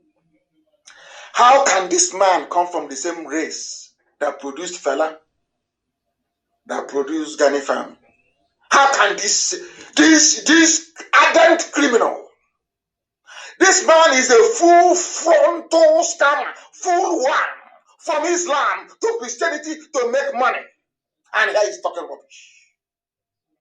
Some of you will go and kneel for this imbecile, this complete idiot, this moron to pray for you. And the next day you come online and you say, pray for one Nigeria. Pour your one Nigeria. God will punish you and punish your family. Anyone Nigeria rubbish. Mad people everywhere. Insane people. Blacks, you cannot reason. Black Africans cannot. Whites are listening and I'm telling them, black people from Africa, we do not reason properly. Our brains are defective. That idiot from Islam, making money. They are promoting him, he's making money. Come to talk rubbish. Look at Bishop Coker. No private jet. No tithe. No watering of seed. He lives in his Archbishop Lodge. This one has a private jet that you contributed for. Not to free you from slavery. Not to free you from Fulani Janjaweedism. Not to free you from your pain and your suffering. He is not a scammer. That's how foolish you are. It's those serving you who are scammers. Can you see how daft you are? Zoo people.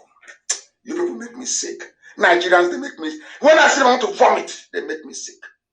Very, very sick. NNPC stole your money. Fulani went to NNPC, stole your money. They reconstruct the board. It's also them. You can't complain. It's Nnamdi Kanu with IPOB who are scammers. But you in your idiocy suffering, drinking from where you defecate, where you go to toilet to save water. The man saving you from that life of misery is a scammer. But you idiot, who doing pipeline security guard, you're not. Idiots everywhere. Sometimes I don't know. Elohim gave us a very hard task. He should have placed Biafra maybe in Europe or in Asia or in South America. I don't know why Elohim placed Biafra in Africa. I have no idea. A continent full of idiots, right? Stupidity. That's why they killed them in America and everywhere else. Look at how they're treating us in China. And you're bringing in Chinese experts. Why are we hearing about Lloyd George? Is it George Lloyd? It's because white people came out to protest. Whites came. People deceiving themselves all the time in Africa. And you're asking why you are poor. Look at idiots. Some of you will go to his church. You will go there and be talking rubbish. Speaking in tongues. Now, say, speaking like a mad person. Say you're speaking in tongues. That is why your problems persist. That is why your stupidity persists. And that is why without Biafra, you're nothing. Whenever you see IPOB, you must be very grateful. We are the children of light. Elohim made us that way. That is who we are. And that is how we are. And that is why we are ruthlessly successful. To the point that, they will be saying, oh, if we talk about them now, it will be as if but the heat is too much. They must talk now. The heat can carry excess. Oh, he's ranting. He is ranting. And some of you are ranting as if he's paining you. That man who is ranting is pushing the zoo to the point whereby the government of Nigeria is issuing a press statement. What does that tell you? What does that tell you about the potency of those who are ranting? Those scammers. What does that tell you? And rant as well, please. Don't forget ranter, scammer, ranter, and miscreant, please. I need a t-shirt with all those names on it. So when I'm talking and I'm walking about, you'll be seeing it properly. It will remind you of your stupidity as a black man, your hopelessness and your idiocy right in front of you because you cannot reason. There are even mad people everywhere. Live on the cemetery there now. In 2 weeks, I'll call the family. Ask them how far. They say he's still there. Then you unleash Shamagidon.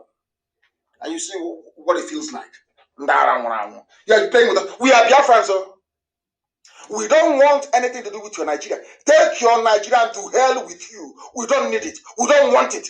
Take your zoo and go with you. People are daft. So daft. And I don't want to be in a country with foolish people who cannot reason.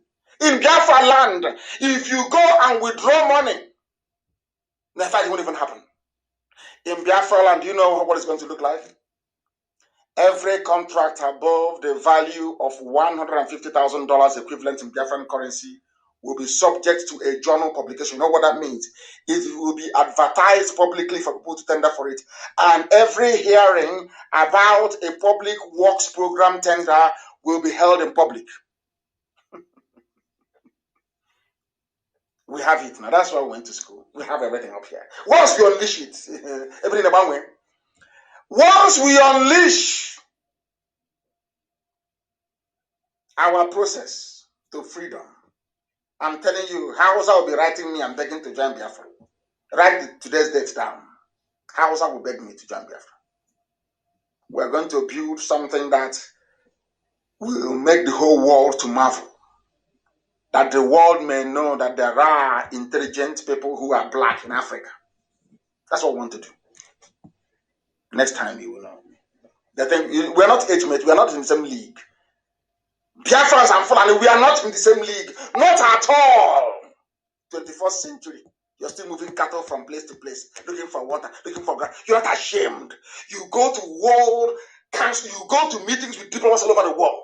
You are unashamedly. You see, I say, it's a clash between farmers. We are our migratory route from 1904. You're not ashamed of yourself. 21st century. You're moving cattle from place to place. 21st century. You are not ashamed. to come out to say it in public. God forbid you people. God forbid you people. Release your Islam too, or else there will be no peace for the wicked. One slave has written, says, as I said before, he said, no, he was responding to the moron that wrote about Akwa Ibom. Who doesn't know anything about Akwa Ibom? He doesn't know. He doesn't even know the Igbo community in Akwa Ibom. He doesn't know. Has no idea. Hey, if you have nothing in common with Biafra, and immediately Premium Times, 400 people they carried it. Immediately Punch they carried it. Agents of darkness, children of darkness. Upon all, they could have just gone to my page and seen the whole thing I wrote. Do you know they have a Konko in Ibibio? Do you know they have a in Ibibio? You say we have nothing in common? Where did Abreba people come from, or some of them out of you? Where? I'm asking you. We have nothing in common. But your mother ties two-piece wrapper. So does your wife. So did my mother. So does my wife. Yet you come out and you talk rubbish. You come out and you talk rubbish. Oh dear. And they will write. That's the one they will write. Okay, can't you see? And the idiot writing this nonsense, and what's his name, and the fools publishing, they are doing it because they want to retain access to oil. The fool in Abuja writing doesn't know that. He doesn't know. They are going, go, you are Niger Delta. Don't agree. You are Niger Delta. Say no to Biafra. Because they need constant access to the oil in our land. And some of them foolishly agree. Come out and make videos looking like expired pork in a supermarket where there is no light. This is Radio Biafra live and direct, and the whole world is listening. Live, man. Facebook reduce the number now. All of a sudden, they no longer want to listen. Reduce it now to 0. Why are you leaving it at over 10,000? Bring it down to 1,000, and see if you can make me feel bad, and I will stop. Once you do it, I will be here till 12 midnight. Mad people. They are playing with us. Now they know now. We are very serious. And we're no longer joking. If you don't like the truth I'm preaching, then that means the devil dwells inside you. You must understand.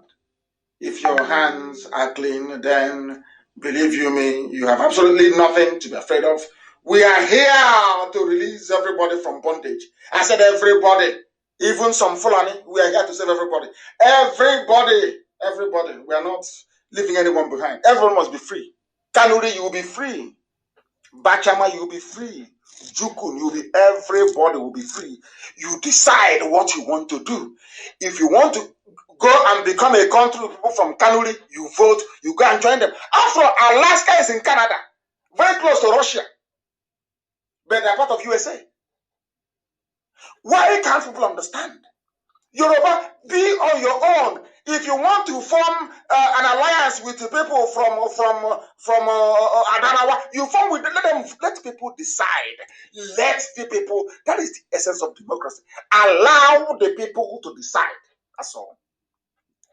We are actually the true Democrats, not those people talking rubbish from everywhere, talking nonsense from everywhere. We are live and we are direct, and the whole world is, of course, listening to us. And beware of those that come to you to ask you to make peace with the Janjaweed. Beware. Beware. Please beware. You know, if you fail to learn from history, then you're finished. What some of you are suggesting and writing to me about, the Yorubas tried it, and they failed, and their land was conquered. I've told you that before. Very, very important. You go back to history and understand what a minority of you are pleading for to happen. Every time they tell you, let's move Nigeria forward, let's move it forward, they open their borders in the north. Fighters are coming in, killers are coming in, to the extent that they can no longer hold it. That a governor from the north, Ganduje from Kanu, is now saying, close the borders. But our borders in the south has been locked for how many years now? Yoruba media cannot see it to right. That is what I find astonishing. Quite astonishing. So is this the extent of Fulani stranglehold on everybody in Nigeria that you see the truth you can no longer speak? That thing they did to Hausa, how many of them? They managed to do to all of you. People driving cattle from place to place. You know that thing in the Bible, the first shall be the last. That's what is happening. And the last will be the first. People that came last. Recent migrants, less than 200 years old. Look at what I bring to all of you. And you're falling apart, all of you. There was something I came across. Some of you may have seen it before. That is what I'm going to close the program with today. Because we've almost been on air now for 3 hours. How black people behave. Black and white. And I want to let the whole world know what they do, the way they defeat us. Because we are foolish. I want to show you. Listen very carefully, please. Listen. I've heard of this, but black people seem to really struggle with this one. You just don't seem to get it. Listen. You would rather fight against each other instead of your enemies. Listen. A white cartoon, is a white man saying, blacks would rather fight against each other than fight their enemies. Yorubas are suffering. People from the Middle Belt, they are suffering. Everyone is suffering. But they are busy fighting IPOB, trying to save all of them, than to fight the real enemy, which is Fulani Janjaweedism. What, even in America, they know. I want to tell you the brain of a black person. That is why if you come to IPOB with the brain of a useless African man, by the time we finish on you, you start reasoning like a human being. We sanitize and cleanse your brain. Listen. This is bad business and you will never get true freedom doing things this way. You can't get freedom. Instead, do what we did to gain power. We divided and conquered entire countries based on their differences. They divide, they conquer you based on the difference. When somebody comes to you and says, oh, you are Niger Delta, you're not Biafran, they are trying to divide you to conquer you. When they say the BBO has something to do with Igbo, they are trying to divide you to conquer you. When they say a Jaw has something in common, a Jaw, you must be free, we are a Jaw, we are a son, we stay on our own, they want to divide you and conquer you. They did the same thing to Ogoni. They told Cancer, where you are different, you can do it, you are not Igbo. Once they isolated him, they killed him. If you cannot learn from history, who can you learn from? While holding true to our similarities. I am white.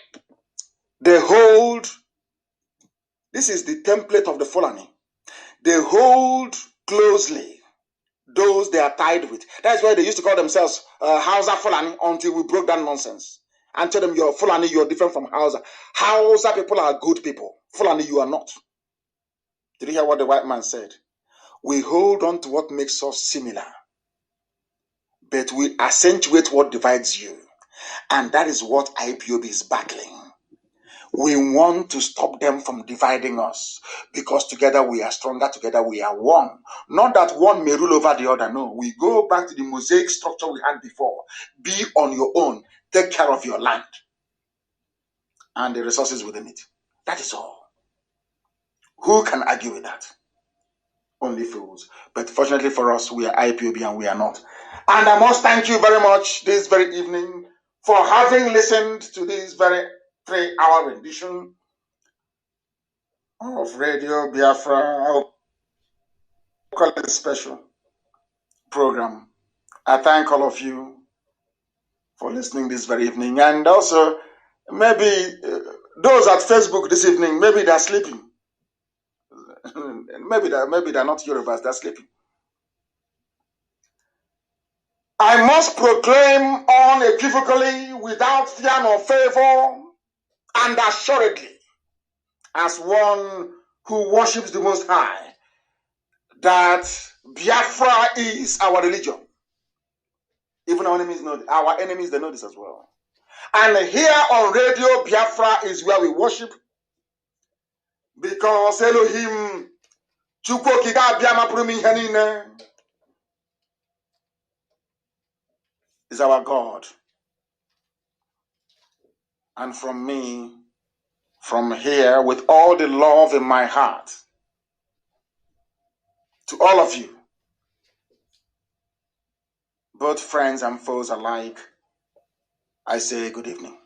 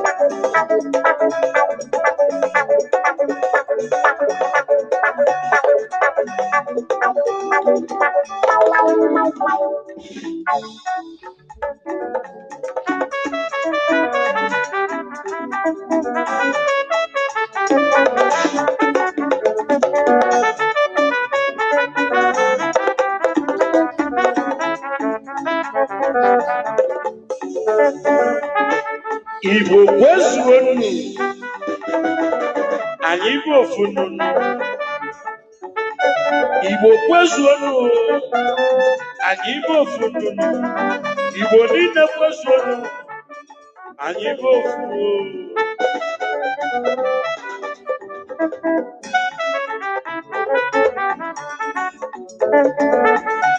Onye mmiri lụrụ elu ma lụrụ n'ụwa ya mala na chi ya dị n'ilo. Mmiri lụrụ elu n'ụwa n'ọmama ncha. Mmiri lụrụ elu ọmama ncha. Anụgo m na ndị a abatago ọka. Fa abatago obodo.